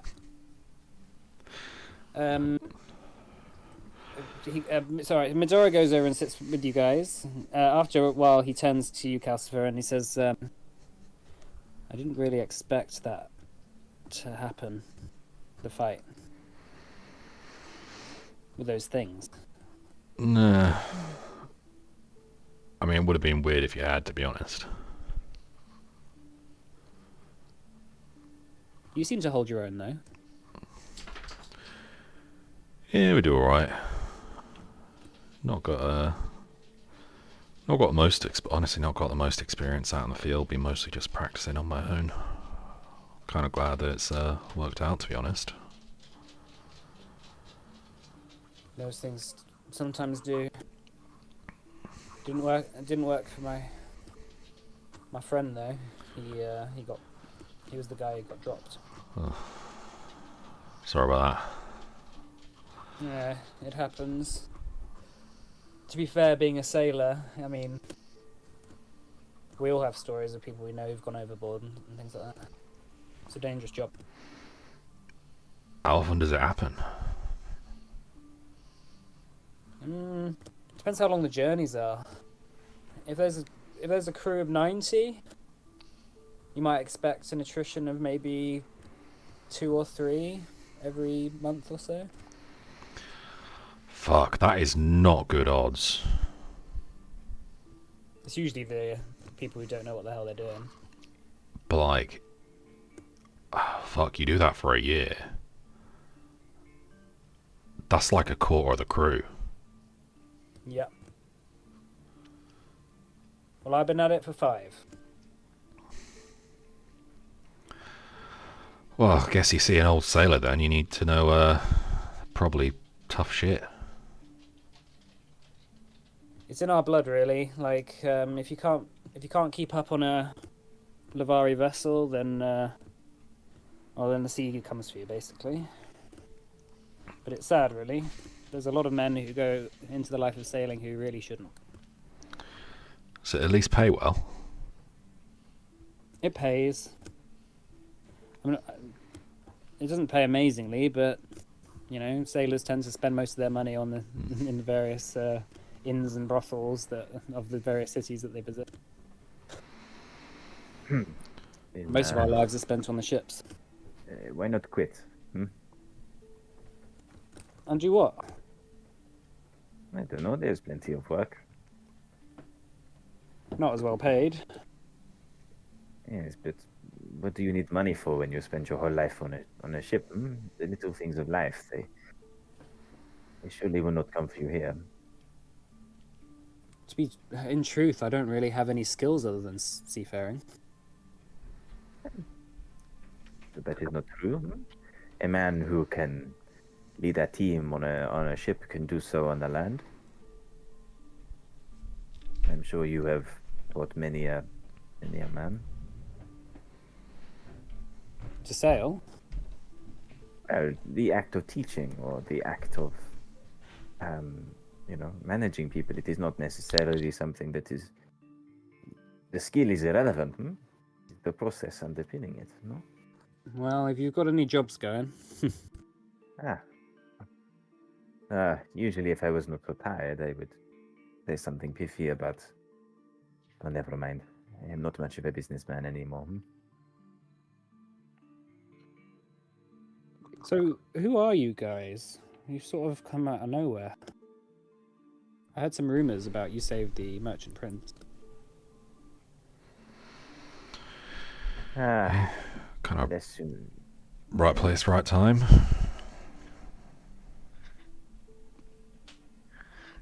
Yeah. Do you agree with that? Right place at the right time. Yeah. Can you both do perception checks? Sure. Hank is asleep for this, by the way. Yeah. I've just got him sort of they've like taken our armor off, and he's just like curled up on. Yeah, he's just snoring at the moment, having doggy dreams. Medoro do Cascade. Yeah, you can do it. 20. Okay. So you're sat there for a while. Nothing particularly interesting happens over your watch. Maduro he seems a bit on edge a little bit. He's like, "Oh, I've never been to a jungle before like this." I'm a true seafarer. I don't really see trees that often, to be honest. Yeah. Well, honestly, might not think it a bit of a city boy. City boy. Yeah. Where'd you grow up? Golden City's over in Eshmelin. Oh wow. Yeah. Wow. Do you are you ever going to go back? Maybe someday. But There's a few sailors who come from Eshmelin. They're good guys. on the crew. Yeah, on the crew. Yeah. Only a few. Most of the people in Port Edron and around the merchant companies come from obviously Lavar or Port Dalron or something like that. But no, over the last 10 years or so, there quite a lot of Ishmaelis have arrived for a new life. Right. I mean, we have a shared history. you know, the Lavaris are descendants of Eshmelin, so. Hmm. So, you know, seafaring and our culture is similar. Yeah, That being suppose said, you sort of as you have a look around Calcifer, you turn around and there's like a snake, like a rattlesnake, literally just staring right at your face. It's like, sort of, can you shoo a snake? You can try. Make an intimidation check. Is there animal handling in No, you Pathfinder, right? Are you trained in animal handling? I don't think there is an animal handling. I guess it would be a law thing or something. Yeah, maybe. Do I have the thing where I can intimidate without? Because you need a feat to intimidate without voice, right? And I do not have that. I mean, shooing it is sort of isn't voice that. I'll allow that. Okay.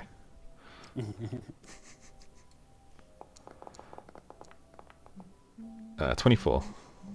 That was almost a nat 20.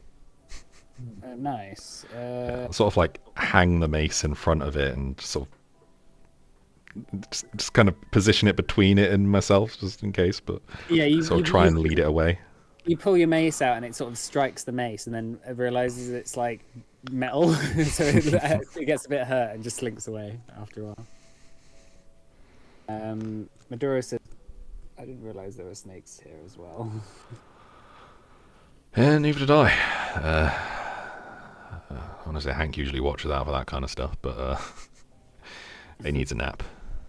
He's been walking all day. All right, so who's going last then? Your watch comes to an end. I think it's just Henning, isn't it? Henning, yeah, And- Henning. And I'll wake up Hank to keep you company. Thanks. Did I not paste their names? So it was Kareem. I think was Kareem. the other one. Carmen? Carmine. Yeah, Carmine. Yeah. Oh, Carmine. Fine. And who's the other one? Sorry, let me just write this down.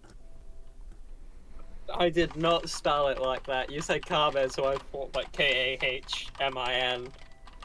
Oh, I had the names here, and I was literally just deleted them by accident. Oh, calm. Oh, I see. And who else was there? Medoro. Medora. Cool. wait, so sorry, what are their names?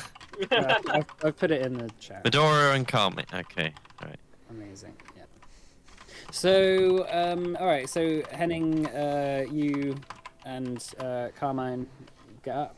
Carmine seems a bit tired. He just seems to be like, oh, actually, I don't know why I volunteered for this. I think I thought it was an adventure. A No, nice it will be an tropical adventure. cruise. It will be an adventure. Once we get there, I'm sure. Do you think? Do you think there's gonna be any treasure? I think that's what we're hoping for. I'm just curious as to what happened to this. Sorry, how's his name said? What was the Nasmel? Nasmel. Nasmel.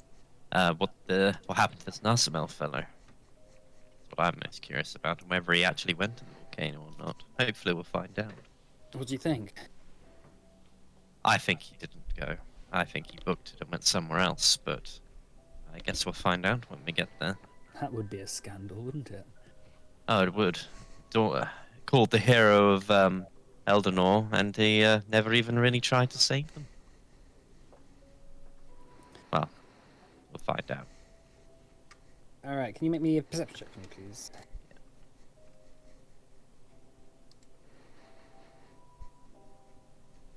Hang on. Oh, that's the wrong thing. There is. So, blind GM roll. Yeah.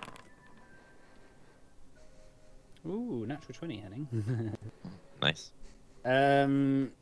Okay, so yeah, you feel pretty content that you're wide awake. After a little while, Carmine falls asleep by the fire, and you're just sort of sat there. You feel a presence of fire behind you. And coming over to sit next to you is Vance. He sort of is just staring at everyone sleeping. Come to keep me company, or is there something? Do you have another motive for appearing today? Keep your wits about you here, Henning. Remember our mission. I know. But I have to play along a little bit, don't I? Or they'll become suspicious, or they won't help. Curious, Be a bit of give and take here. This place is dangerous. Hmm? How so? Well, obviously, other than the obvious bits. There are forces at work that I'm not quite sure that your friends understand in this place.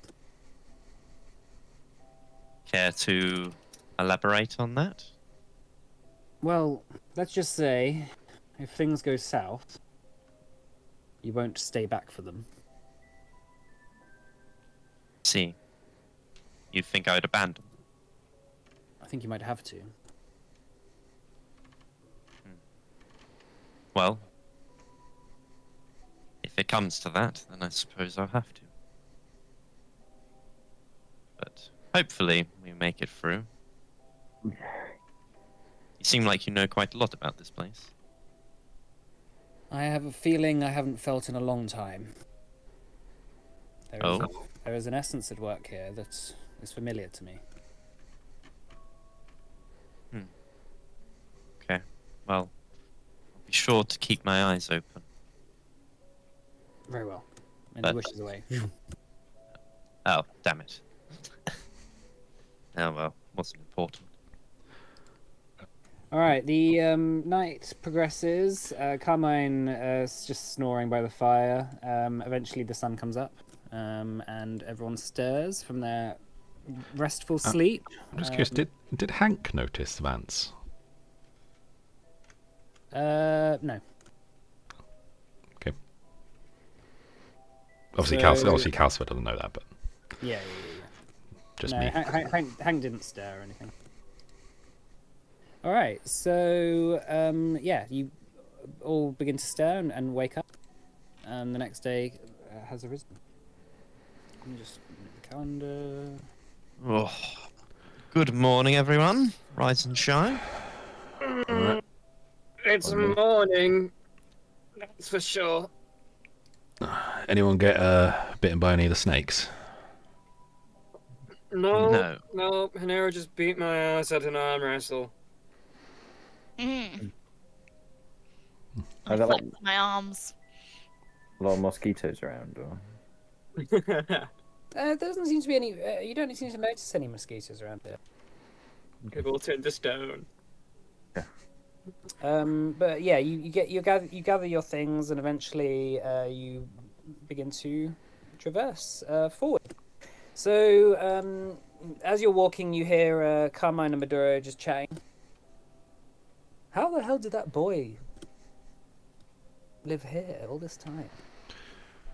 Maduro says, "Some people are just made for living in their own filth." Said he was eating the mushrooms, but I mean, have you seen what those mushrooms do? No. Children can be very resourceful. Maybe the mushrooms turned him like really super. Maybe if you eat the mushrooms, you're gonna get like powers. Let's not try the foreign mushrooms that we know nothing how long about. has he been here for? Asking me. Well, I assume you would know. yeah, like I don't think it would have been too long after you got knocked off your ship, which I imagine is something that you would know a lot about. Yes. Probably about a month or Well, so. Okay. Yeah. Well, it was probably was shortly after we all met, or before. So, yes, about a month. So it can't be that dangerous here if a kid can survive here for a month. Well, it didn't look like he was doing all that well. It was very dirty. He can only live off mushrooms for so long. He lives off them for a month. I suppose. He's a smart kid, though. I mean, I think you can live without food for a month, right? As long as you No, got as long as you no. got as long as you got water.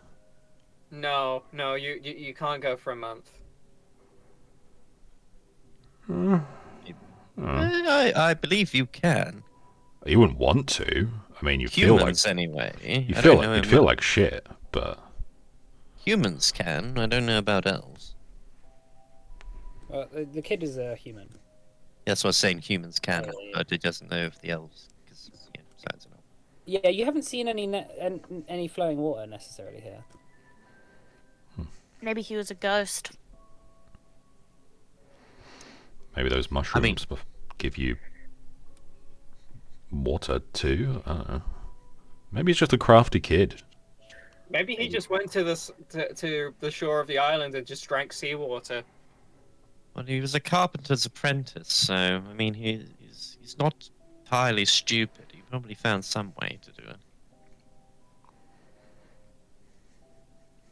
Or he's possessed by the spirit of the dead elven hero. Maybe. I Maybe. was being sarcastic. I know. You were Cascus. It was very funny. I'm gonna just kind of get my water out and kind of just trying to sort of instruct Hank to like keep a nose out for water. Okay. Hank's, So if we come- Hank's looking thirsty. Hmm. You've got enough. You've brought enough water with you at least for the journey and back. Hmm. Maybe when he was knocked off the boat, he just opened his mouth nice and wide and just filled his body with it. I don't. Have you ever tried to drink seawater? I'm being sarcastic. All right.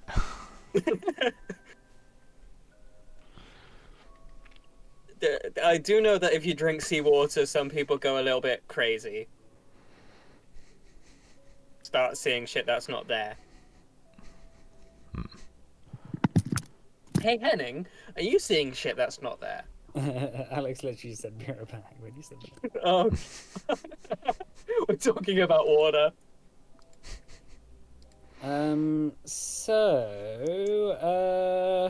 Yeah. So you continue on.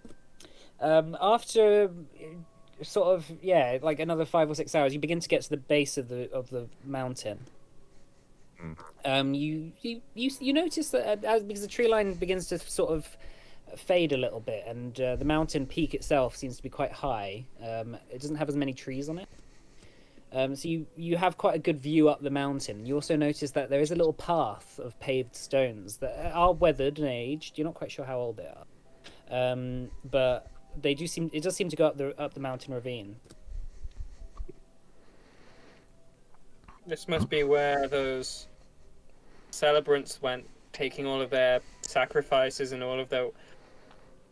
They said he's a wise figure, right? Do you think he's just like some mate as a portal up there where they're just putting all of their gold?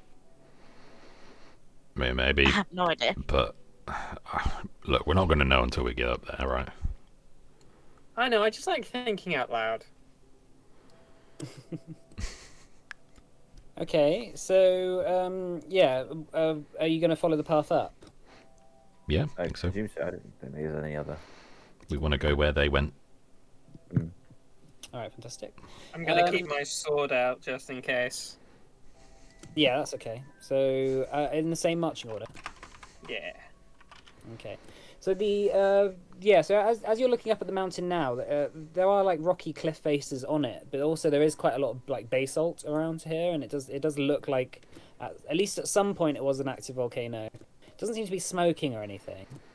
And the top of the mountain is, I mean, you can't really quite see inside it, whether it's like an open top volcano or whether it goes inside. At least it doesn't seem to have exploded any time recently. Reassuring.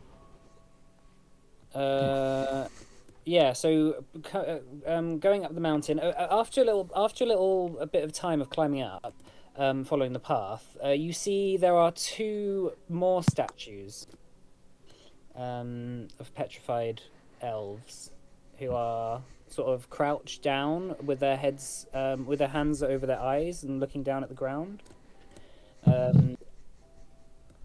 like next to the path. Do either of them match the big one, the big boy of Narsimel? Well, the actual, like, seeing the details of the statue of Narsimel is quite difficult. Okay. Because most of the statue was covered anyway, and also it's such a big statue that getting like a decent visual of what it looked like. But they look quite young, Okay. maybe two, but they are in priest gowns. I don't like this. Like trying to stop themselves from looking at something. Maybe ash getting into their eyes or something. I mean, they were probably here when it went off, right? Probably. Curious, only they are the ones that are targeted by it, though. Not targeted. I mean, look, the ground around them. I assume it's like just them that's petrified. The ground around it's kind of, somewhat rejuvenated, grassy, whatever. What's that, sorry? Well, the people have become statues, but like the area, the grass around them is kind of rejuvenated. It's fairly, or Oh like- yeah, it looks like nature's completely taken over here. yeah. So it seems to be only the elf. I mean, like you haven't seen any other petrified things of anything of any elves, or any of anyone other than elves. You're not seeing any petrified animals. Like petrified Right. trees or anything like that. No petrified, none of that. It's literally Yeah. just And the what elf. about like humans? Was it known that this was like just a purely elf place? Well, there was no humans here at this point. Okay. This Right. this is made like this is at least 500 years old. So it's like during the days where Adonai was like cut off. So no humans. Yeah. Alright, press on. But yeah, I mean, like contrasted to the sort of like vast amount of time that the Sidon elves have been around, this is quite recent. How long do elves live? They age, so after maturity they age about 1/10 of the time. Yeah, of But humans. like, is this like, would this have happened in someone's lifetime? Yeah. Oh yeah, or- it could have easily happened within like the lifetime of some older elves. So if someone's escaped, they could still remember. Yeah, Daeron Kaidas, for example, is like 700 years old. Ooh. So this has happened within his lifetime. And Haneri, your father was probably like 400 or 500, something like that. Yeah. I mean, he didn't die of old age necessarily, but like, but yeah, he wasn't. He was sort of maybe like coming towards upper middle age when he died. So anyway, where are we then? Oh yeah, so you see these statues. Eventually, the path goes up a sort of quite steep mountain face. I need you all to make survival checks for me, please, as you climb up this. It's like a very steep staircase with a lot of loose stones. Like whatchamacallit, blind or? No, just roll it straight up. Oh, are we God. climbing? You're not climbing. You're sort of half climbing. Oh, okay. Yeah, you're not going like Roll up. there, guys. Oh, we're not doing good at all. All right, so Hank is just like bounding up, just like it's just like leading you on.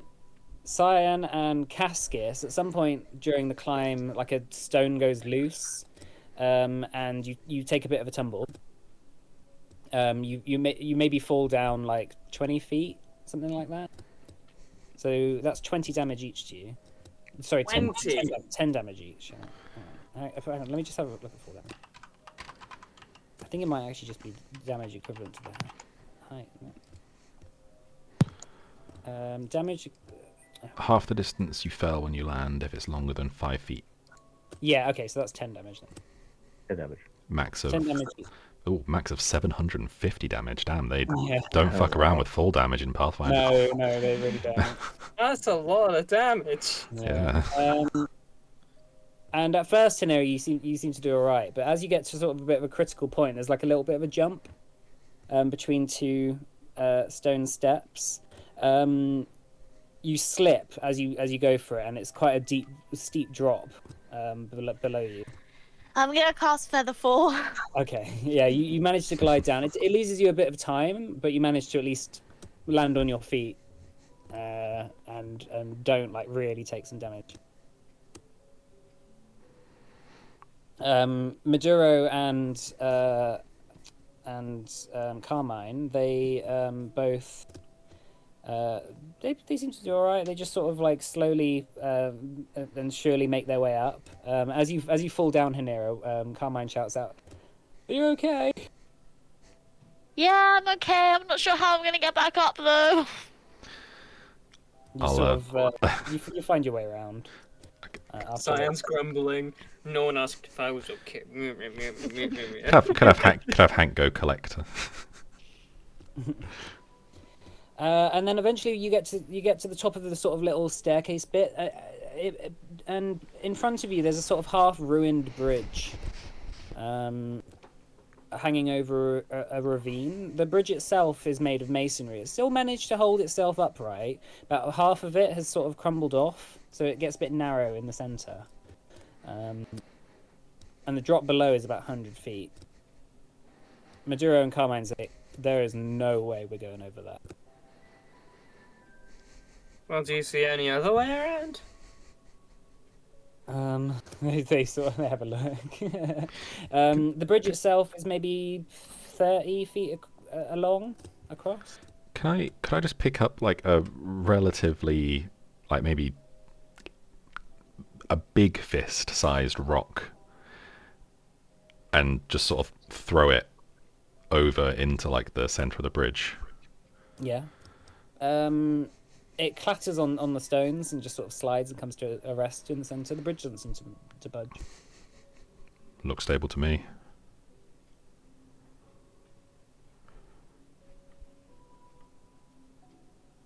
Well, I guess that's our way across. Why don't we go over one at a time? That sounds like a good idea. Maybe Hank last? I mean, I can just put him in the Yeah, you could shield. just- Yeah. Yeah, okay. He's Maybe quite big. you but yeah. last. Yeah. You seem the heaviest.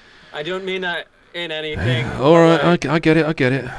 You're in the big heavy armor. Yeah, I know. How long is the bridge, do you say? About 30 feet. Okay. Hanera, Mm.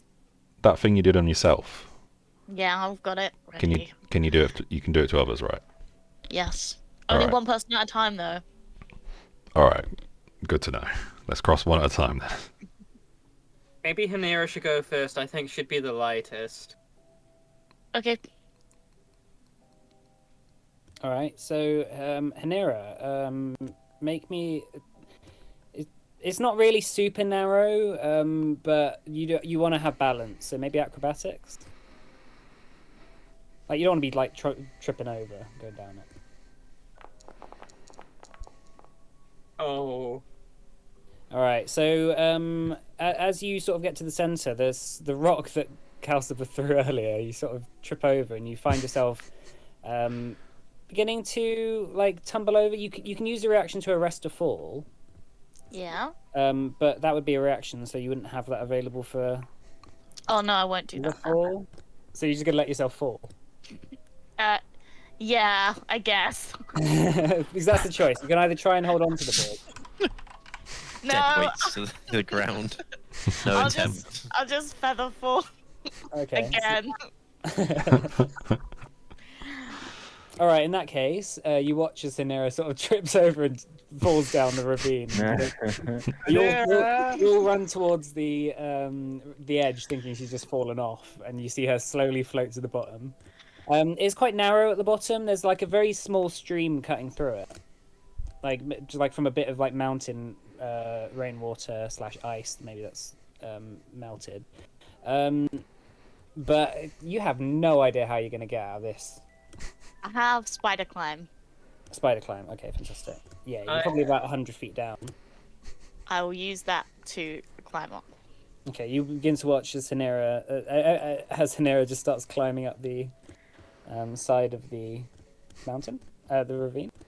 All right, I'm gonna try and cross then.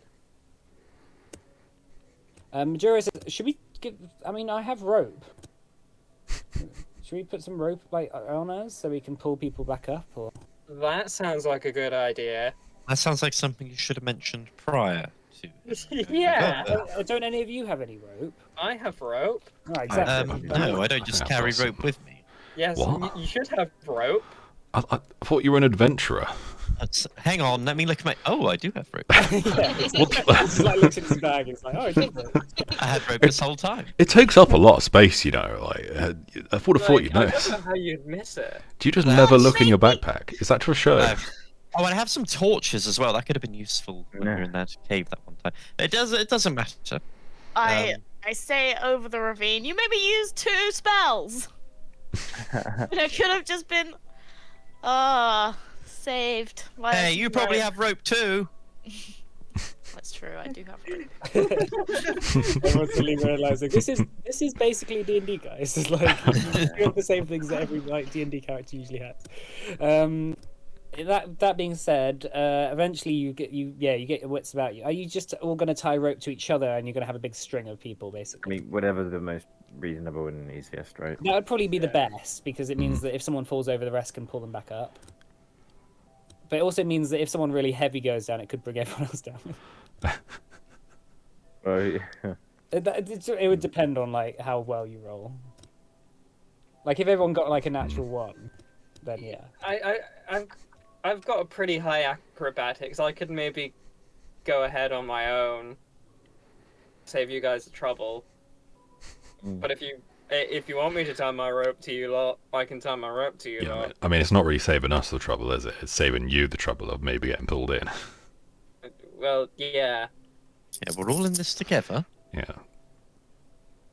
Like, look, if Alright. you're too scared to be part of the conga line, then that's fine. Get out of the But way.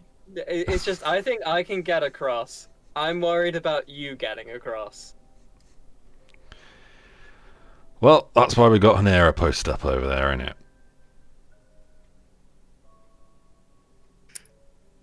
You can only do that on one person at a time, though.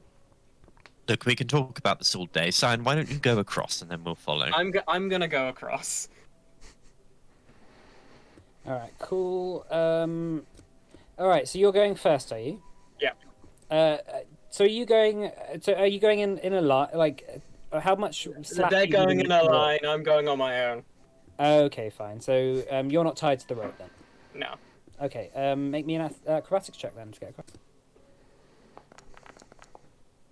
Fuck yeah! Natural 20, with a grace that stuns the party. You quite effortlessly make it across. Fantastically. As he's going, can I shout, "Why are there? Can you just kick that rock off? Yeah. I don't want to trip on it." I pick up the rock. Okay. Yeah. So you make it across. Who's next? I'll. You're gonna go next. So are we? Yeah. So I'm are we tied in. roping up? So now you're all Yeah. roping up, yeah. Let's rope it. Okay, I'll So how recall. Much slack are you giving? Are you giving it? Are you giving it like 10 feet? Or so? Wouldn't it be better to have Hank hold the rope in his mouth, and then when you to stop anyone else falling, and then just recalling when you get to the other side? Actually, let's say Yeah, this bridge well- is. Let's say this bridge is more like 60 feet across. Just for the sake of, like, it would be like 2 movements to get across, basically. What is? Alright. Okay. So you could probably have like 15 feet of slack between it, and you could maybe have 4 people crossing the bridge at a time. So. Okay, Yeah, so that's we have. that. All right, so yeah, if we have Hank stay on this side, attached to the end, then I can recall him from over there. Oh yeah, that'd be good. All right, so who? So Henning first, then who? I'll go in the middle. I'll go whenever. I'll go now if that's easier. Okay. What about Hanera? Because what are you going to give it a try again?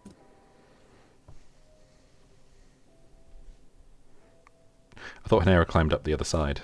Oh, Hanera climbed up the Yeah, other I climbed up the side. other side. Yeah, Oh, sorry, I didn't realise you were talking to me. Sorry, Yeah. yeah, no, okay, so I thought you climbed up back on this. That wouldn't have made much sense. So, Hinner, what are you doing?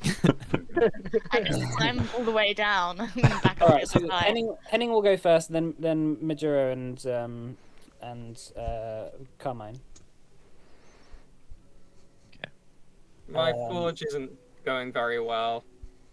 Yeah, no, it's been funny here as well. It's been quite laggy for me. All right, Henning, can you make me an acrobatics check, please? Then.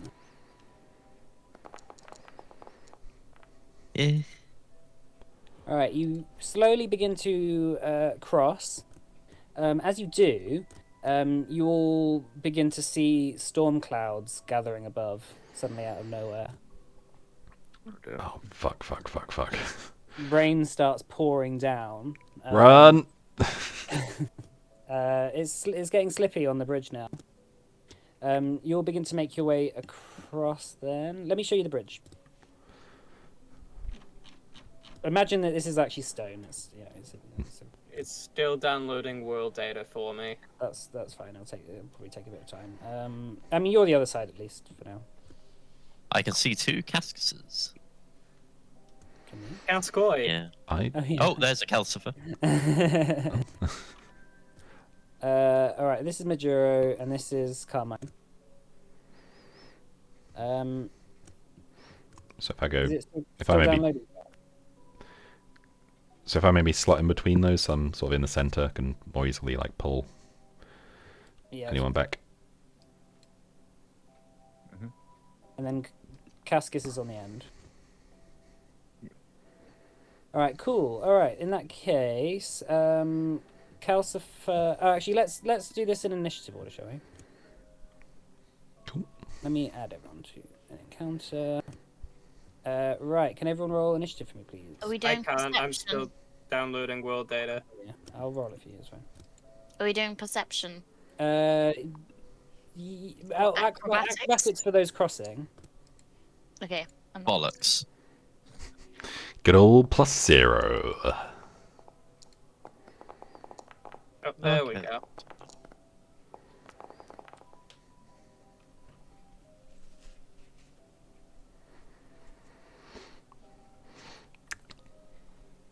Got a 5.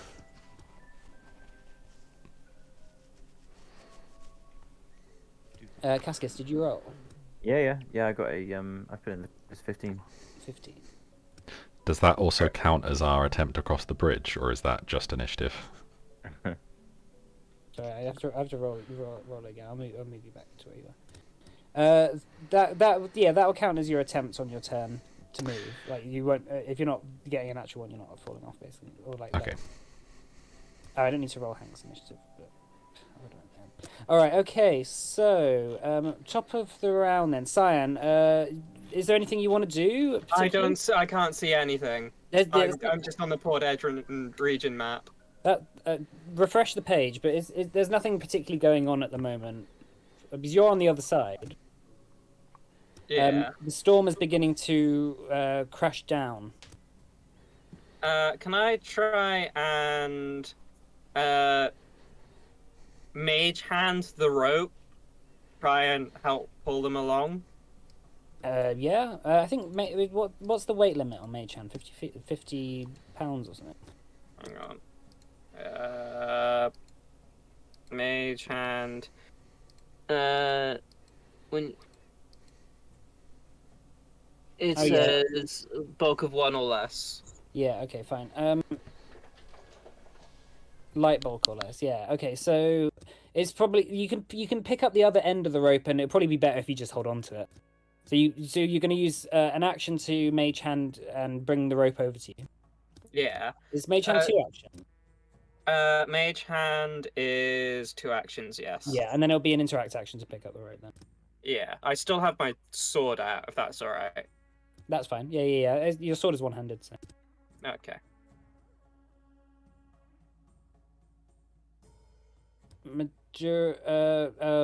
Carmine is just gonna hold an action to move across when everyone else does.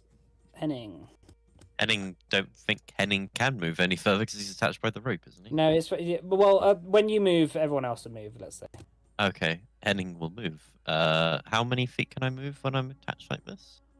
Can I do my full movement? Yeah, your full movement. Yeah. Okay. I go to here.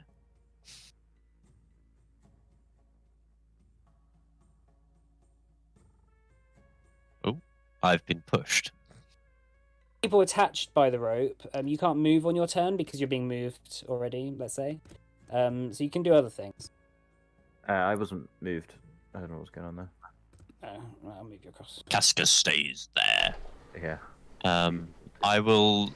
Oh yeah, go ahead. Oh, I was gonna say I'm just gonna pull out my flintlock, have it nice and ready and reloaded, and hold an action in case any of those horrible things appear. All right. So then, Cascus. So yeah, you're being moved by the rope. So you've got Let's say that's an action. So you've got 2 actions. Recall knowledge on the creatures from earlier. The Kiraxes. And just like maybe a perception check as well to see if there's like any... Yeah, all right. Make me a perception check and a recall knowledge check. What would the recall knowledge check be? And should we say nature because creatures? Yeah, you've heard of these creatures before, so you might know a little bit about them. Just from like having. Well, we saw Casca saw them, right? Yeah, you saw them earlier as well. Yeah. Yeah, just do a recall knowledge check. Yeah, no, I'm just thinking because when you're doing recall knowledge, it's like you choose which is the most relevant. So I'll do nature. It's not a very good roll for me, but that's fine. That's a 9 on the recall knowledge check and a 19 on the perception. I could just give you some information that you already knew about them when you fought them last.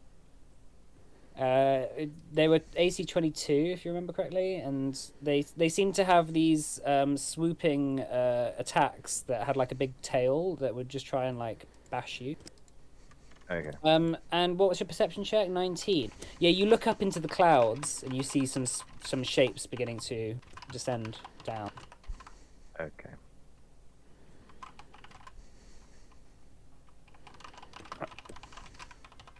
Sorry, I'm just sneezing. Bless you. Henrietta. I'm just waiting. I don't really know what to do. I might move further away or maybe help pull the rope, hold the rope. Okay. Cool.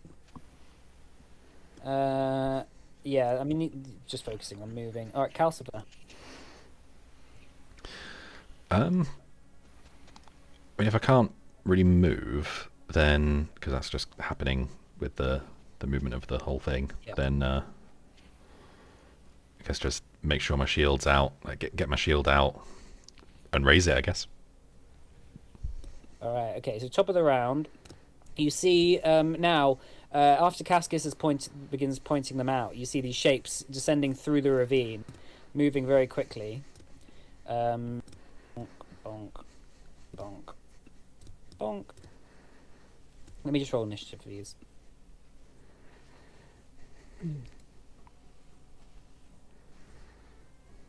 So yeah, you begin to watch as 4 more Kiraxes fly down through the ravine, focused intently on you. All right, so this is let's say it's going to use 2 actions to swoop down, and it's going to use a talon attack. No, it's going to try and push Carmine. Uh-oh. Actually, it's just gonna talon Carmine. So it flies down. Oh, natural 1. Misses. Alright, let's have some music. Alright, this one is going to use 2 actions to fly down, and it's going to go here. It's going to talon Calcifer. Okay. 22 to hit. Doesn't hit. Okay. And this one is going to use Oh, two actually, actions. that would hit because I'm flat-footed, aren't I? Or I'm flanked. Oh yeah, you are flanked. Yeah. So that would hit. Yep. Oh, wait, no. No, sorry. No, it wouldn't because I've raised shield. Oh, you raised a shield. Yeah. did you? Yeah, so I'm at 25. All right, fine. All right, this Kirax is going to use 2 actions to fly down and attack Cascus. With its last attack. 28 to hit. Yep. All right. So because it's used 2 actions to move on its attack, it gets an additional. Like as it's clawing down at you with its talons, its tail is swinging to try and knock you off the bridge. So that's 10 damage, and I need you to make a dexterity, a reflex saving throw, please. Sure. Do you want it in public? Yes, please. 31. All right. Yeah. Nice. The talons like slash you up, but you dodge out the way, and as this big mass of sort of spiked tail whooshes past you, and you just about dodge out the way. It would have sort of not. You feel like it would have knocked you pretty far if it had hit you. It would have hurt as well. Yeah. All right. So that's one's turn. Cyan, what are you doing? Right.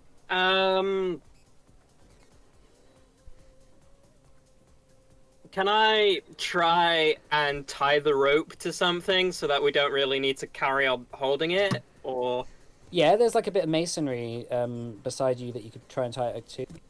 yeah, I'll try doing that. All right. What would that be? Just dexterity. Yeah, just make a dexterity. Like use your dexterity modifier for a check, just to see how you do on the time.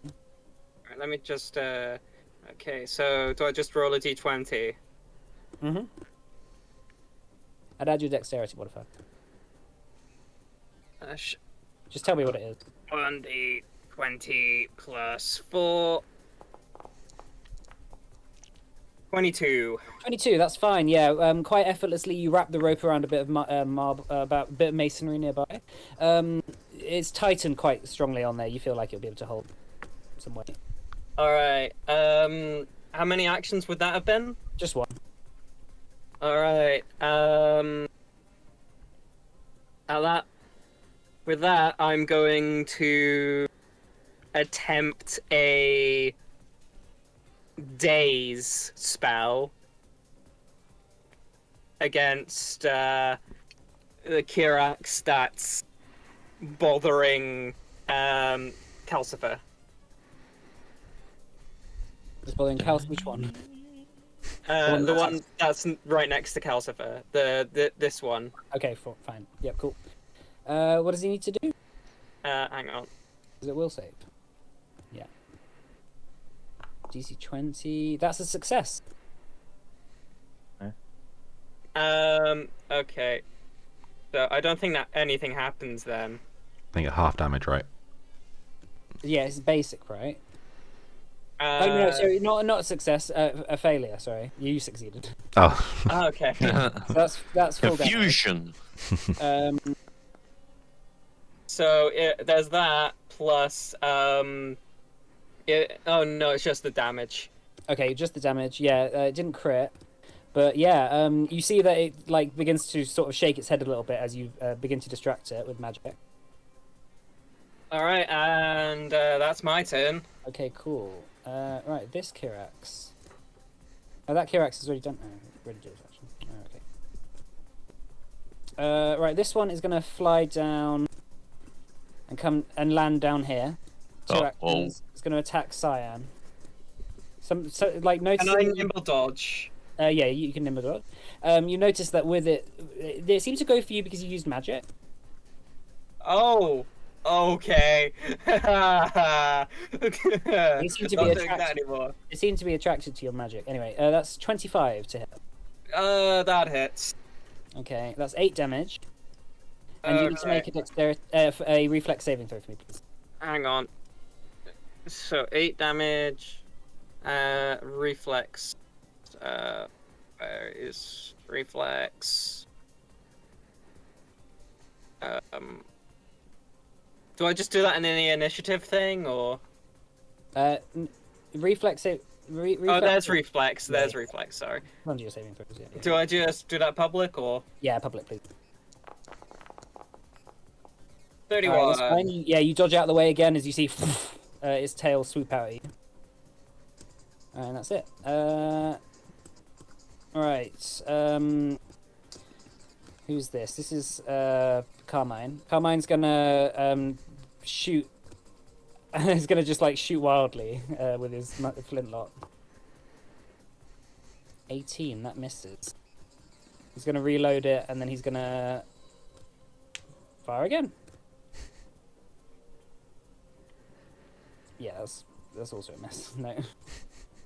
You hear bang, bang as the gun goes off. All right, Henning. Am I still attached on this rope? Yeah, so if you move, everyone's gonna move with you. Do we want that, guys? I think so, yeah. Yeah. Okay. I guess I'll keep trying to drag people across. Do I need to do a save now that I'm basically off the bridge? No, you'll find out. Okay. I'm going to move. Well, I kind of want to move diagonally. Is that okay? Yeah, because you can go around to Nira. Okay. I'm going to move to here. Well, that's gonna be different. Hang on. 5. you- That's 15. 5. Oh yeah, no, I've miscalculated that. 25. So you can get there. Okay. Move to here. Everyone moves up. Let's say go like this. 5, 10, 15, 20, 25. 5, 10, 15, 20. No, you need to move up more. Transfer. Then, 5, 10, 15, 20, 25. Cascus is like, ooh. Ah! Alright, that was your movement then. What else are you doing, Hen? Okay, I'm going to throw a bottled lightning at the one next to Cyan. Okay. So that's one action. So, oh, you, damn it! Sorry, I can just That hear misses, the unfortunately. dog The scratch. splash hits, though. So that's +4. So for the splash, so it's 4 damage. Okay, cool. I guess I've got one more turn, haven't I? So, oh, yeah, hang on. Well, I moved. The bomb Yeah, of that's throwing fine. is one action. For me, so I already had the flintlock out, so I drew it earlier. Can I fire it? Yeah, fine. Okay. And I'll fire at the same one. Alright, I'll have your it'll have 25. -5 to it because it's your second attack. It's a 20. So 20, that misses, unfortunately. Ugh. Okay. All right. Well, that is my turn then. Yeah, they're quite nimble, actually, like surprisingly. And also the storm is making it quite difficult to aim properly. Okay. Anyway, Cascus. So I assume Cassis can't move anymore. Let's say that like you can, but it'll slacken the rope, and you'll have to push past people. Well, I mean, if he's at the back of the queue, it doesn't matter. You're at the back, right? So It doesn't matter if it's it's more the lax, people in the right? middle that are sort of it's more stuck by the rope. Can like. All right. I mean, 30 HP should be fine. Maybe Cascus can like. Can he like brace himself against the rigging of the bridge so that like if he's attacked, I don't know, there's like a very minimal chance he'll get thrown off because he's kind of holding on to it in some capacity. Yeah, isn't there an action for Brace or something, right? Maybe dodging? not. Like you can, is there a dodge action?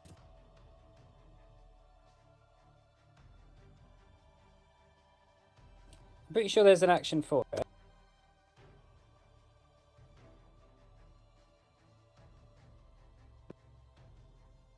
It's fine. Let's say what Is it take cover? Is it take cover action or something? you could take cover. I'll allow it. Because it will just be because there is like bits of masonry you can sort of just like try and put in between you and the Kiraxes. Are you gonna move? Are you moving as well? That'd be so. You've used an action to move already, but it's part of the rope thing. Yeah. You can use another action to move if you want. Sure. So where would I? How far could I go? 5, 10, Is it full? 15, 20, 25. Okay, fine. And then yeah, can I use my third action to like attach myself here so that like if the guy to the south gets blown off, like, do you know what I mean? That could be held. Yeah, sure. Um, So that's your third action then. Yes, yeah. All right, Hanira. Can I do recall knowledge to see if they're resistant to any damage? Go ahead. What do I have to do for that? Do Nature? Nature, yeah, do nature.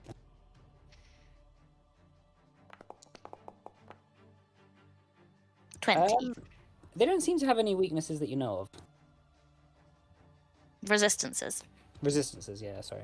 Okay, in that case, I'm gonna cast Electric Arc on this one here and this one here. Okay. They need to make reflex saves. Which one's not the one next to me, right? What? Yeah. 2 1s and a 2! For God's sake! Well, So the first one got a 34 and the second one got a 20. So the second one fails, first one succeeds. So first one half damage, so 4. And the second one was a critical success, so it doesn't take anything. I think I got 34. Oh yeah, no, sorry, yeah, you're right. And the second one is 20, so that's just a regular fail, so that's 4 damage. That's the worst roll ever. Alright, so yeah, the one next to Cyan seems to be quite nimble. It's dodging a lot of stuff. Yeah, I'm saving my spells in case anyone falls. Yeah, fair. Using cantrips instead. Alright, Maduro is going to fire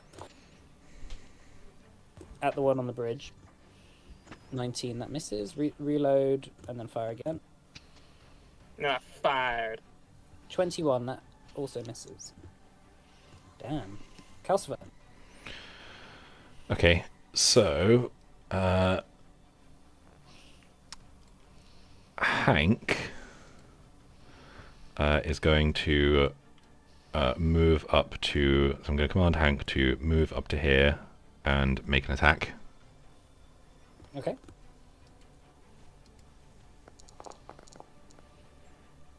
Twenty-eight hit. That hits. Yeah, that hits. Okay, that's 15 damage. Nice. I am then going to recall Hank Okay. and then dispense Hank Dispense. to put him here. Alright, so you watch as Hank bounds after this Kirax who's about to start flying over back at you. And just bites one in the leg, and he sort of turns around, and Hank just disappears, and then reappears next to this one. And that's it for me. Okay, that's Hank done. Alright, so this Kirax is going to fly up with one action over here, and then fly down at Carmine. It's going to attack. I'm going to use 2 actions to move. 20 to hit, that does hit Carmine. 10 damage. And then Carmine needs to make a reflex saving throw, which he fails. Oh no. So that's another 10 damage. And he gets knocked 10 feet. Everyone hold on! So he just like goes flying and begins to dangle off the side of the bridge. You've done enough stuff to that the ropes, doesn't pull Cascus back off. But he's just sort of dangling there now, about 5 feet down. And then this one is going to jump down, fly down, And finish him off. and just like start attacking him whilst he's down here. He's definitely flat-footed. Oh god. Carmine! He'll be no-footed in a moment. Yeah, he's dead. Is what? So, Oh, sorry, no. was he still within 15 feet of me? Yes. Can I glimpse of redemption that attack? Okay, that's fine. So that's minus. So how much minus is that? So either unharmed, or if it just Oh, chooses yeah. to keep, or if it just chooses to keep going, then it will be -7 to the damage. Okay. and that's they fine. become enfeebled 2 until the end of their next turn. Enfeebled 2. Yeah, he's got that. So +7.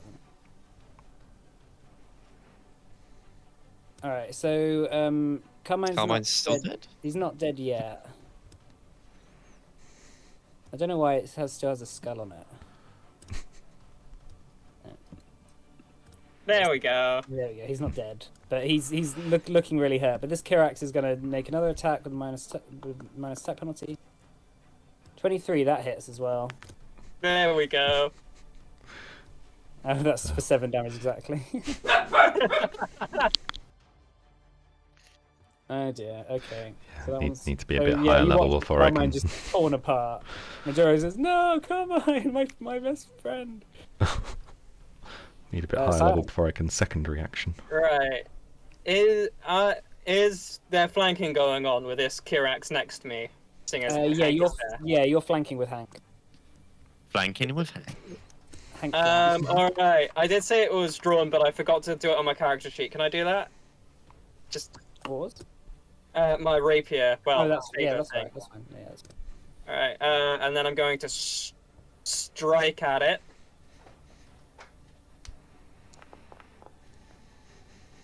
Uh, 23? 23, that hits. Alright. So, 8. So that plus 2d6. Okay, yeah, 22 damage. Yeah, you slash it at the Kirax and cut it open. It begins to bleed, like sort of golden blood. I'm gonna try again. Okay.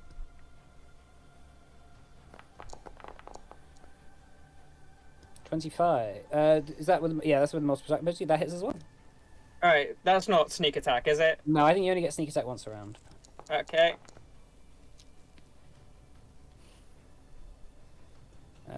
8 damage. Okay. Yeah, this Kirax is looking hurt. You know what? I don't see why not. I'm gonna do it one last time. Go for it.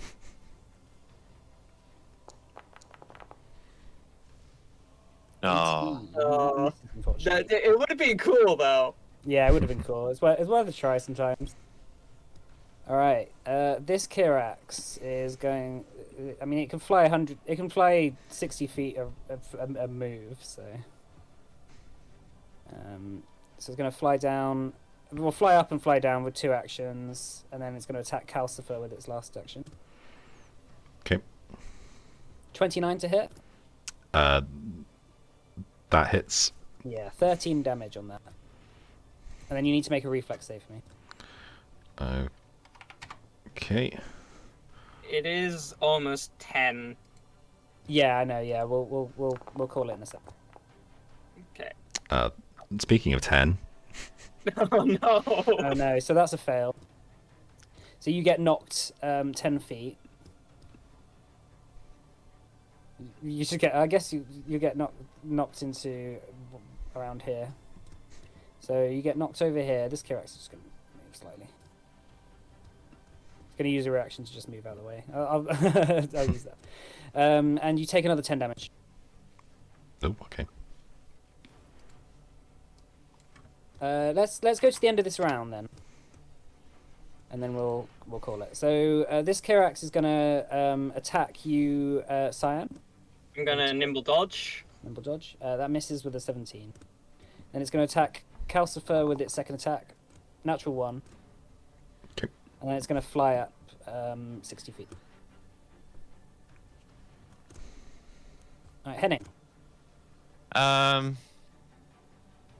So I can't hit that one, it's too high up.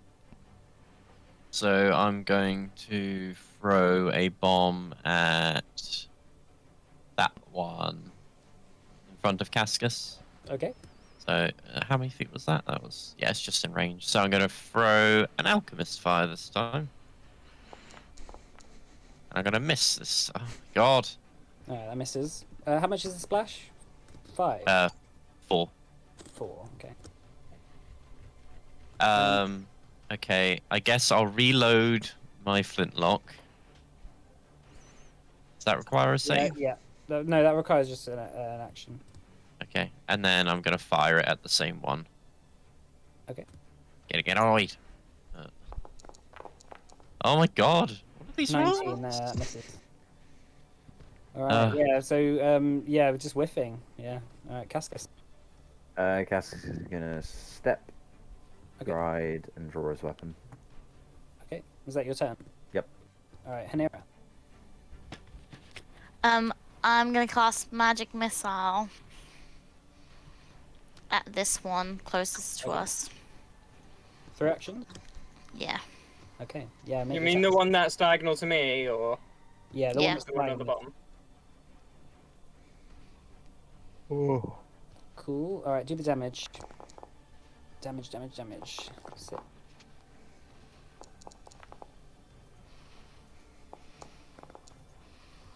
Cool, fantastic. Yeah, your rainbow bolts of energy shoot out. It seems to be pretty hurt.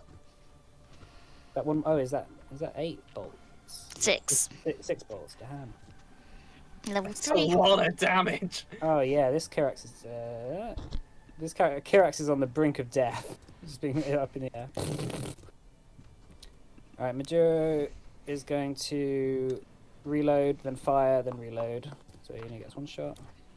27 on this one. So that hits. Oh. That just Whoa, what a hit.